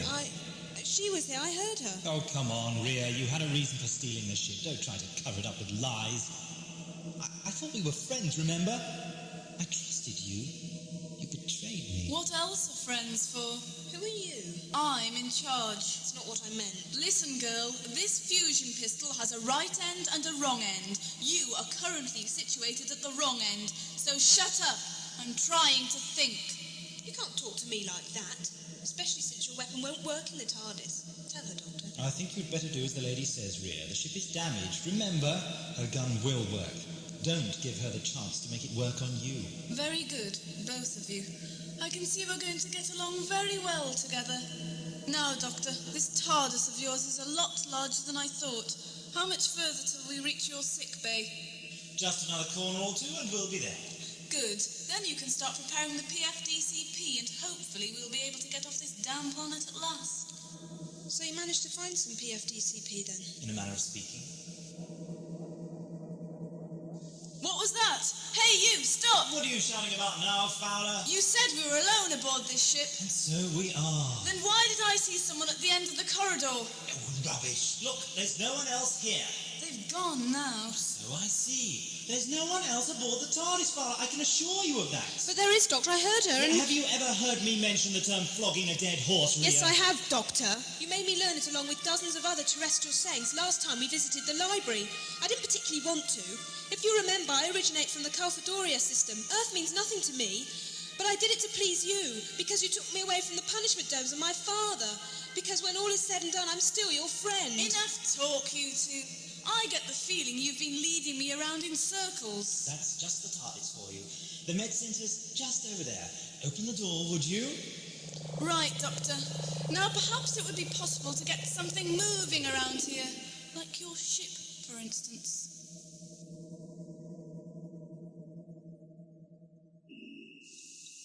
You're looking troubled, Captain. Something on your mind? As a matter of fact, there is. Klandros Site Prime, the generators. Very perceptive, Royce. Are you often given to these flashes of insight? Very rarely, sir. It's all part of the site training they force-feed you at the Academy. Yes, well, that's as maybe. But something about Site Prime is still bugging me. One day soon, I think I might just bring back a fully equipped research team. And much as I hate the damn planet, make a full investigation into that abandoned silo. You won't be able to do that for 30 years. Not with planetary winter just setting in. That just gives me all the more incentive to find the right crew. You know me, Royce. You know how I hate to leave a puzzle unsolved. I do indeed. Might I suggest the macro patty, sir? It's delicious. You're right. It is delicious. And I will be back.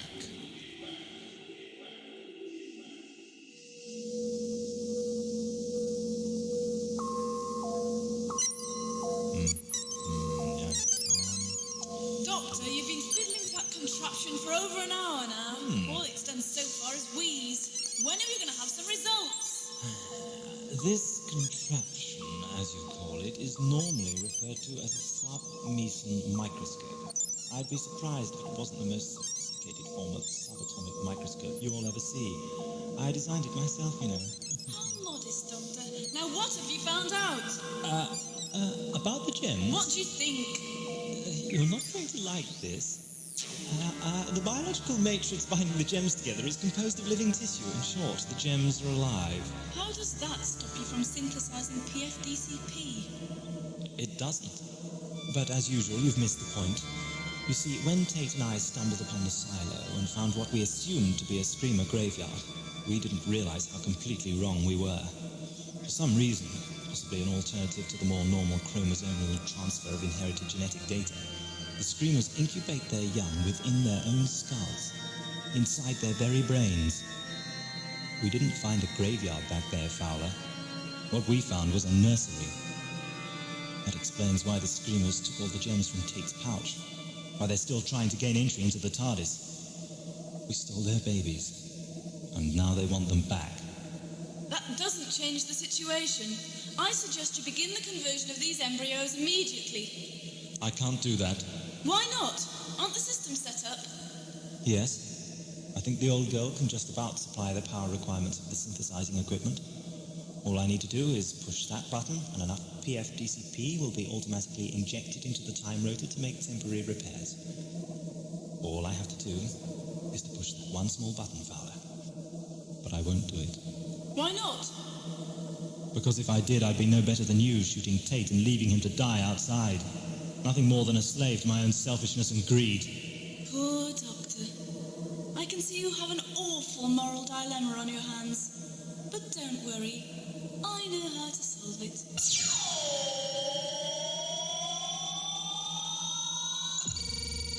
There, Doctor. A neat solution, don't you think? How long before the PFDCP takes effect? Doctor, I asked you a question. About 5 minutes until we start to see signs of improvement. About another 10 until we're space-worthy. You realize you are a cold-blooded murderer? Circumstances can alter people, Doctor. If you'll accompany me to the console room, we can set the coordinates for the mothership. What about Rhea? I don't think she'll come to any harm while she's resting down here, or cause any. We'll lock her in here and leave her. There are no locks in the TARDIS. It makes no odds. Don't worry, Doctor, it won't be for long. Once you set the course I want and take me back to Bragg, you'll be free to do what you like.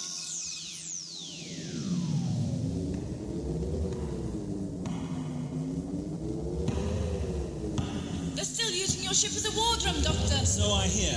If the PFDCP doesn't take effect soon, they might even manage to break in. Look at the doors. They're bulging inwards with the weight of the Screamers pressing against them. They have the intelligence to seek out our weakest points. We're goners if they get in here, Doctor.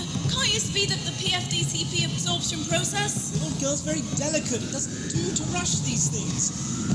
I'm not saying I do hate this feeling of powerlessness. Oh no! The lights are on again. Yes, isn't it wonderful? There's still a lot of damage though, but the old girl's been through worse than this. With the temporary repair in place, I should be able to navigate her to Tercerus. No, not Tercerus, Doctor. Calvadoria. She says so. Rhea, shouldn't you be lying down? I'm dying, Doctor. That could easily be true, girl, if your friend here doesn't set the coordinates for the mothership. No, I have to get to CalMed 1. Shut up! Rhea! I could easily have killed her, Doctor. I will kill her, unless you do exactly as I say. All right. There, happy now? Yes, thank you, Doctor. Much happier. Now you can see to your friend.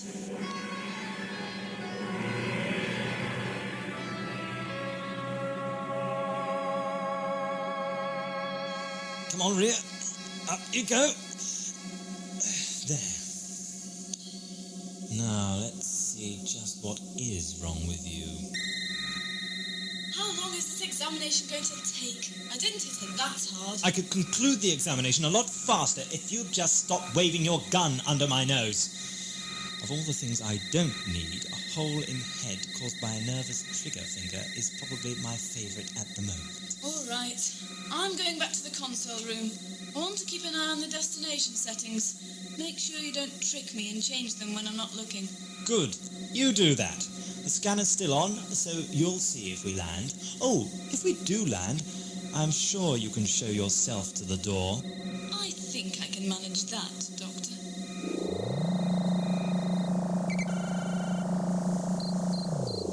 Ah, the results. Oh, Rhea. So it was true. Raiden did lie to me. Doctor? My father, I have to get back to... I know. Shh. Lie back. Relax. How can I relax when the whole of my metabolism's coming apart at the seams? Panicking won't do you any good, Rhea. Now I realise why you stole the TARDIS. Why you've always been so interested in the way she works. Why you didn't trust me. Everyone I have ever trusted has let me down.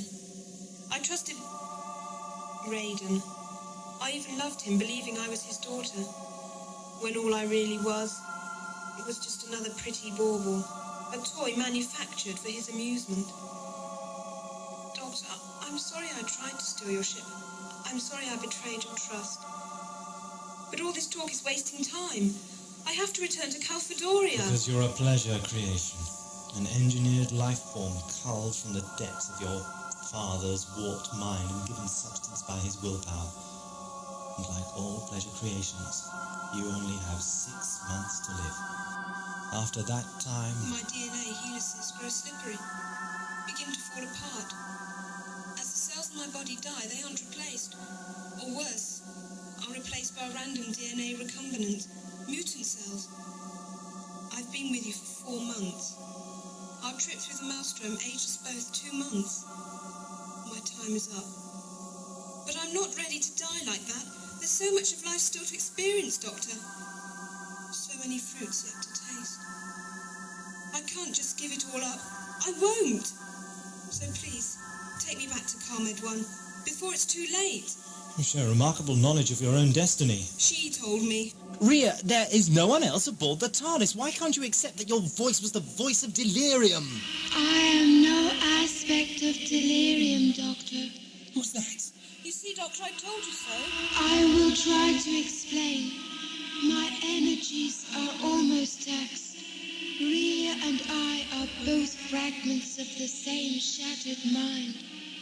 We are clone sisters, if you like. I, too, was created by Raiden to satisfy his madness and lust 2 months before Rhea. I am the reason for her creation. I managed to escape from the domes, the dominion of our father's insane passions. Why can't I see you? Because I do not exist as a physical entity aboard your vessel. My body is currently interned in the intensive care section aboard the space station Calmed 1. I am dying, Doctor. I suffer the same illness as Rhea now does. If you wish to save us, you must bring her to me. Together we may live. Apart, we will both surely die. You're telepathic. Not as you understand the term. Both Rhea and I are merely differing aspects of one mind. We are linked. I am able to speak through her mouth, see and hear through her eyes and ears. Once she understands the techniques, Rhea will be able to use my body in the same way.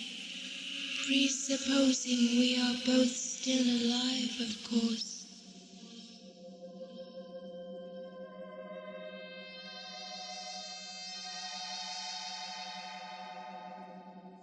Hello?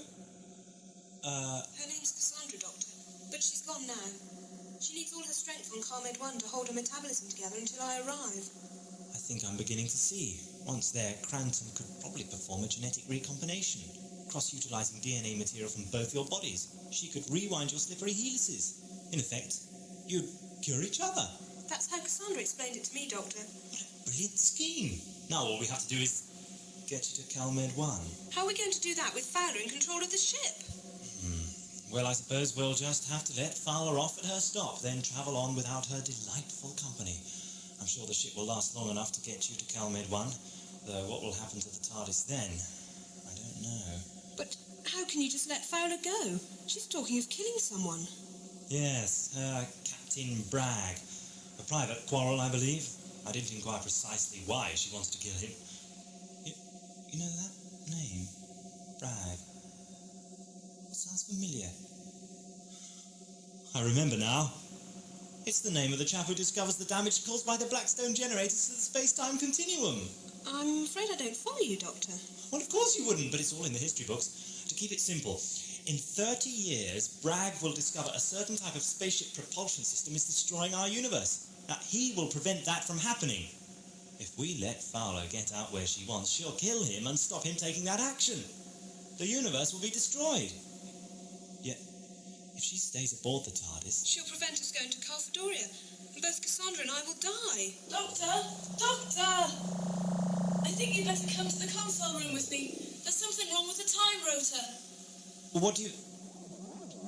What the devil? The lights are going out again. What's happening? I don't know. We'd better do as Fowler says and find out.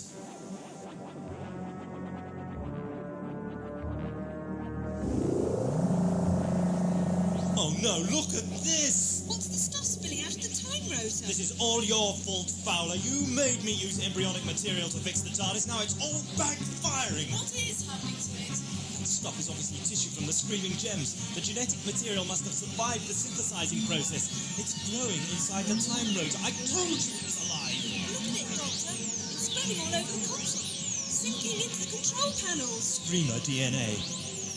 It must be replicating, invading the TARDIS on a submolecular basis, confusing and infecting her own cell structure with its own, taking over like a virus. Rubbish, Doctor. I'm a biologist. What you say will happen to your ship would have to be... Alive, I know. What can we do to help? Look at it. Every pulse of the time rotor increases the mass of foreign material. So cut the power to the rotor, Doctor. Starve it of the energy it needs to grow. It can't reach the controls. They're buried under a heaving mass of flesh. What about an emergency cutout? Don't you have a junction box anywhere else in the ship?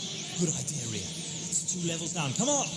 I hope your friend's not trying to trick me, girl. You're a very stupid woman. I may be stupid, but I still have the gun.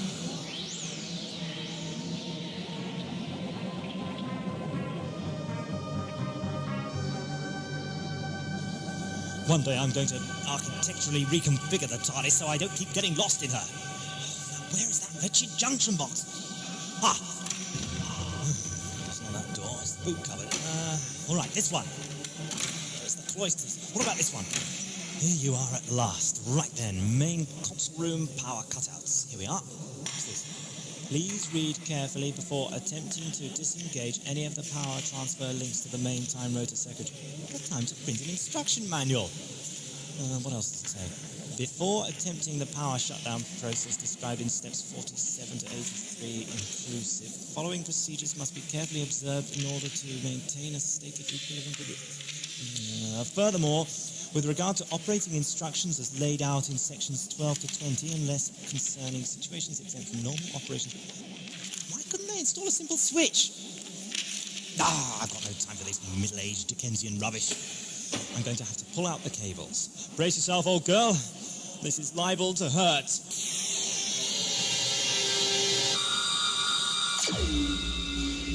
Doctor, have you done it yet? Yes, it's done. We'd better get back to the console room and find out what's happened. You don't think the console will be too badly damaged, do you, Doctor? I don't even know that we've cured the problem yet. We haven't. Look at the floor. The texture's changing. It's becoming rubbery. Doctor, it's turning into flesh. I feared as much. Switching off the power prevented the creation of any new material, but it won't stop that already present from multiplying and invading the ship on its own. Some of that stuff must have got into the chameleon circuit and taken it over. The TARDIS is turning into a screamer with us trapped inside.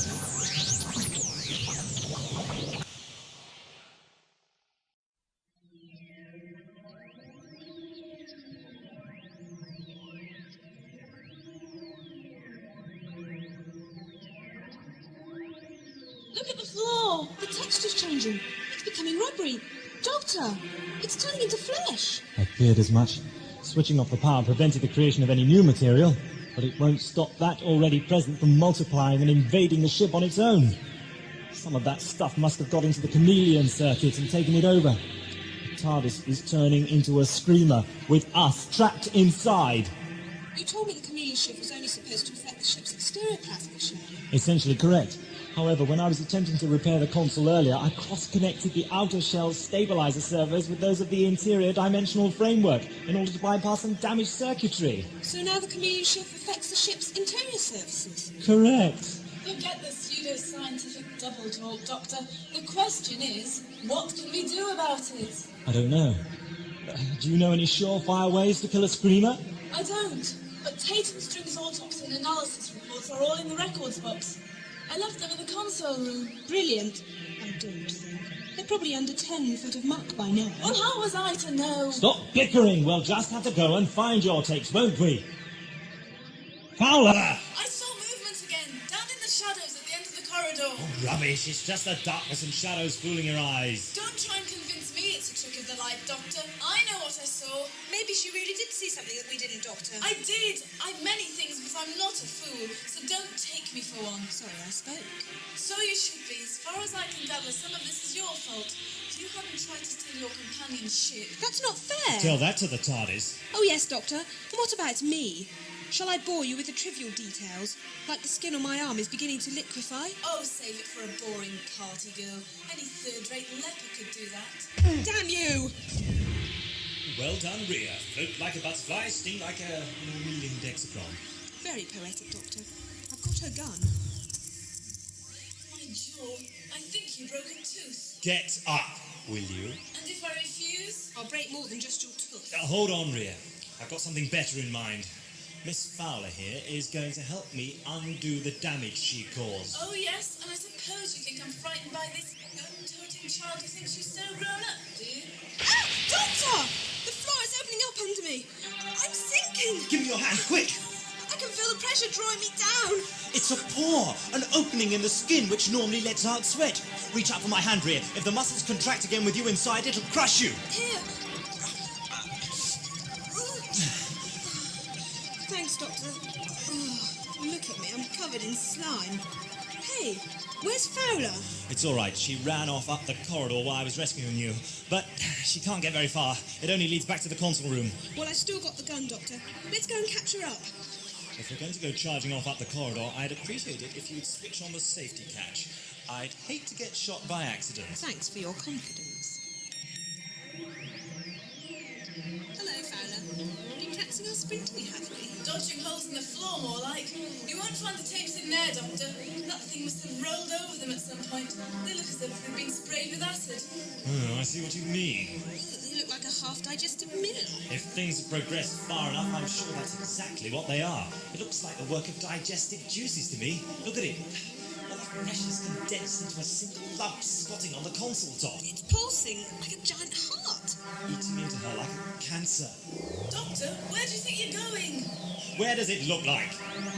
You can't go in there. Your own ship will destroy you. Well then, Fowler, just what exactly do you expect me to do? I suppose I could always just stand here and twiddle my thumbs until that thing destroys both us and the ship. But that's hardly constructive, is it? Just the opposite, I'd have said. So why don't you shut up and let me get on with it? Always the hero. Somebody's got to be. So I can understand your stupid hero's death wish, but I'm not willing to share in your stupidity. I don't want to die. I'm not arguing with you, Fowler. I'm going into the console room to try and save my ship. Do what you like. Wait!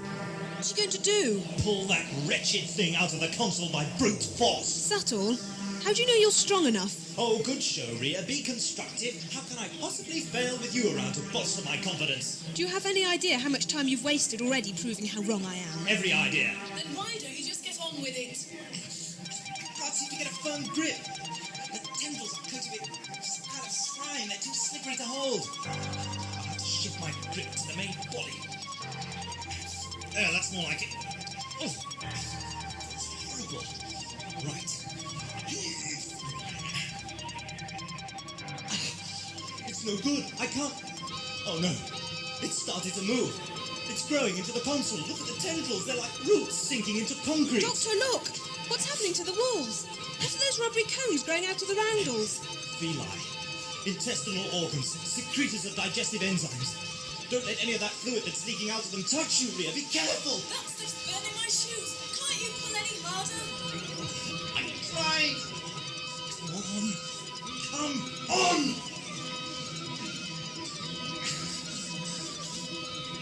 Oh no. Look at the instruments. Fluid pressure's dropping again in the main links. All subsidiary systems blacking out. I can't get a good enough grip. If you don't hurry up, it'll be too late. It's oily and smooth. Caught it. Now, if I can just get my fingers underneath the edge. Come on, Doctor. There's a man I want to kill. Good. Pressure's down past 70% of the backup links now. Central switchgear is burning out. Fowler, watch out! The ship's on fire! It's liquid helium, Rhea. Don't go near it. You saw what it did to her. The cold shattered her, like a china doll. I told you history takes care of people like that. That helium bodes ill for the ship. It means the brain support cooling systems have crashed. All her memory baths are draining. I told you the old girl couldn't stand much more of this strain. I'm losing her. Hang on, old girl. Hang on. Rhea, I need a lever, a crowbar, anything I can squeeze under here to prise it free. Rhea, come on, snap out of it. What? That screwdriver over there, give it to me. Here. Right, you infernal bunch of protoplasm. Let's see how you like this. Leech the blood of the innocent, would you? Suck the life from her body and leave her mortal bones for the dead things between the stars, would you? Parasite, get out of my ship! Come on, Doctor, come on. I'm running out of time. Get out of my ship, you insipid leech! Get out! Right now! Doctor!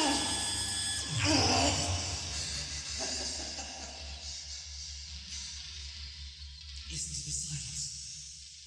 Listen to the sound of death. Come on, Doctor, you've done it. Look at the walls. They're returning to normal. All the digestive enzyme is gone. It's worked. Now you can get me back to Carfadoria. You don't understand. She's gone. It's my fault. I tried, but it wasn't good enough. But I failed her. I failed her when she needed me most. And now she's gone. she can't have gone, Doctor. How am I going to get back to Carfadoria? The curtain is down. The last dial taken. We commit the soul of this good body to the dark reaches of space, there to dance in ancient glory amongst the stars until her final call. Come on, Doctor. Sort yourself out. If I don't get back to Carmed 1 for treatment soon, I'm dead. And I shall look out to the distant stars, and I shall wonder, is that her? Is that her? But what's going to happen to me, Doctor? What's going to happen to me? But I shall never know.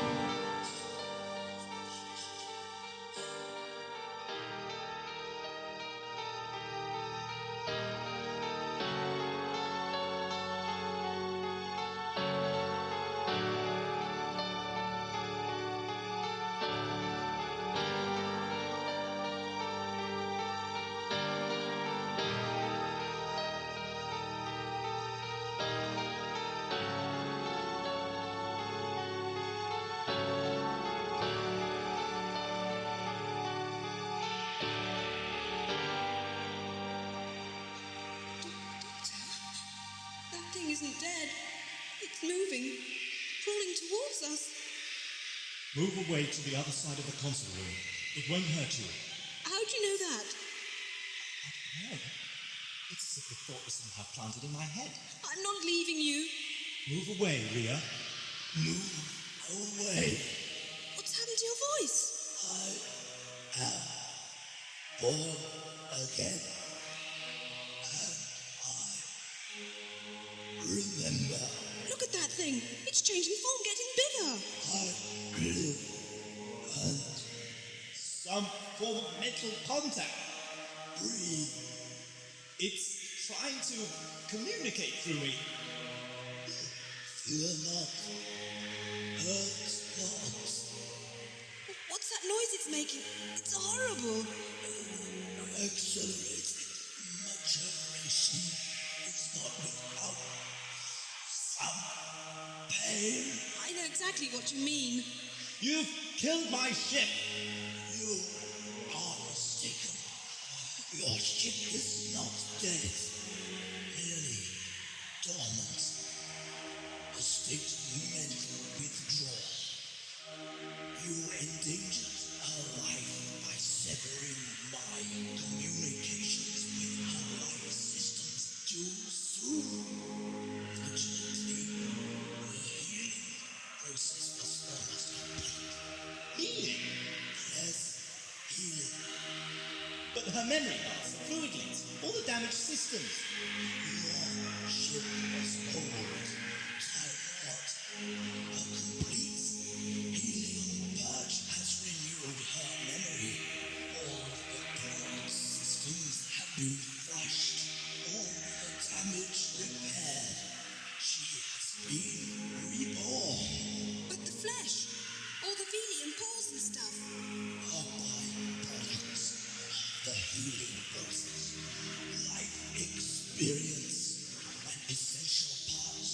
self-understanding.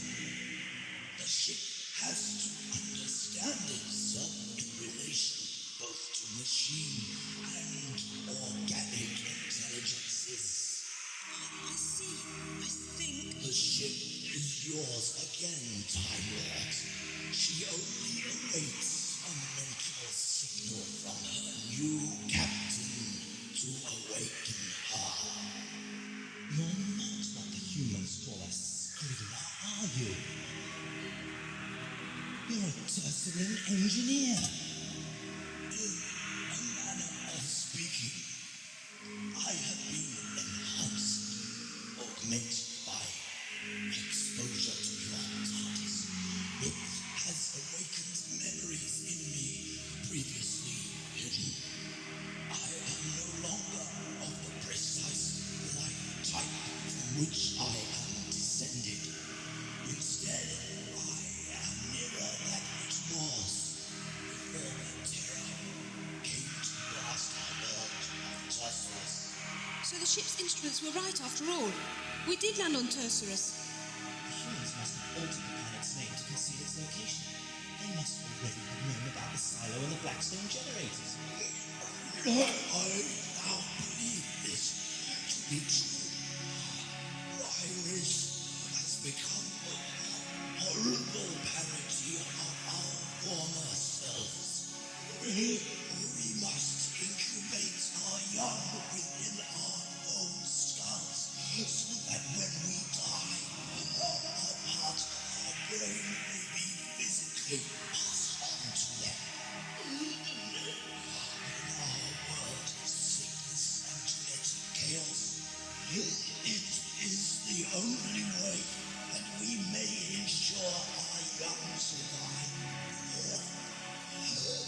That we might preserve even the minutest portion of ourselves. All have cursed the great engines which destroyed our world, and which have forced us to endure lives of constant pain in order to carry to term another generation of our seeds. A living nightmare. No escape from the pain. I see you have some knowledge of my race. No, I merely speak from personal experience. My companion has naturally unstable DNA molecules. She has only hours to live at the outside unless I can return her to the medical facilities at CalMed 1. I think you will find that easily done, Time Lord. Merely concentrate on the consciousness of the TARDIS. Wake her up, Doctor, and she will take you anywhere you wish. All right.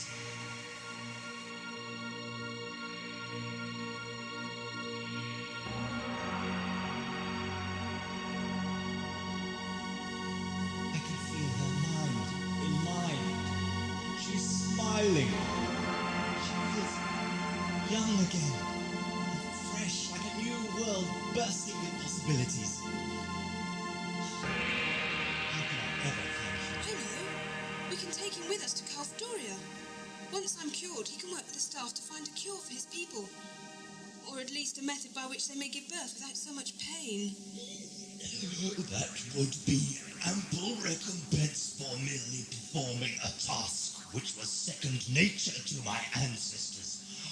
My people have suffered for their mistake for 400 generations, living by instinct, little better than animals.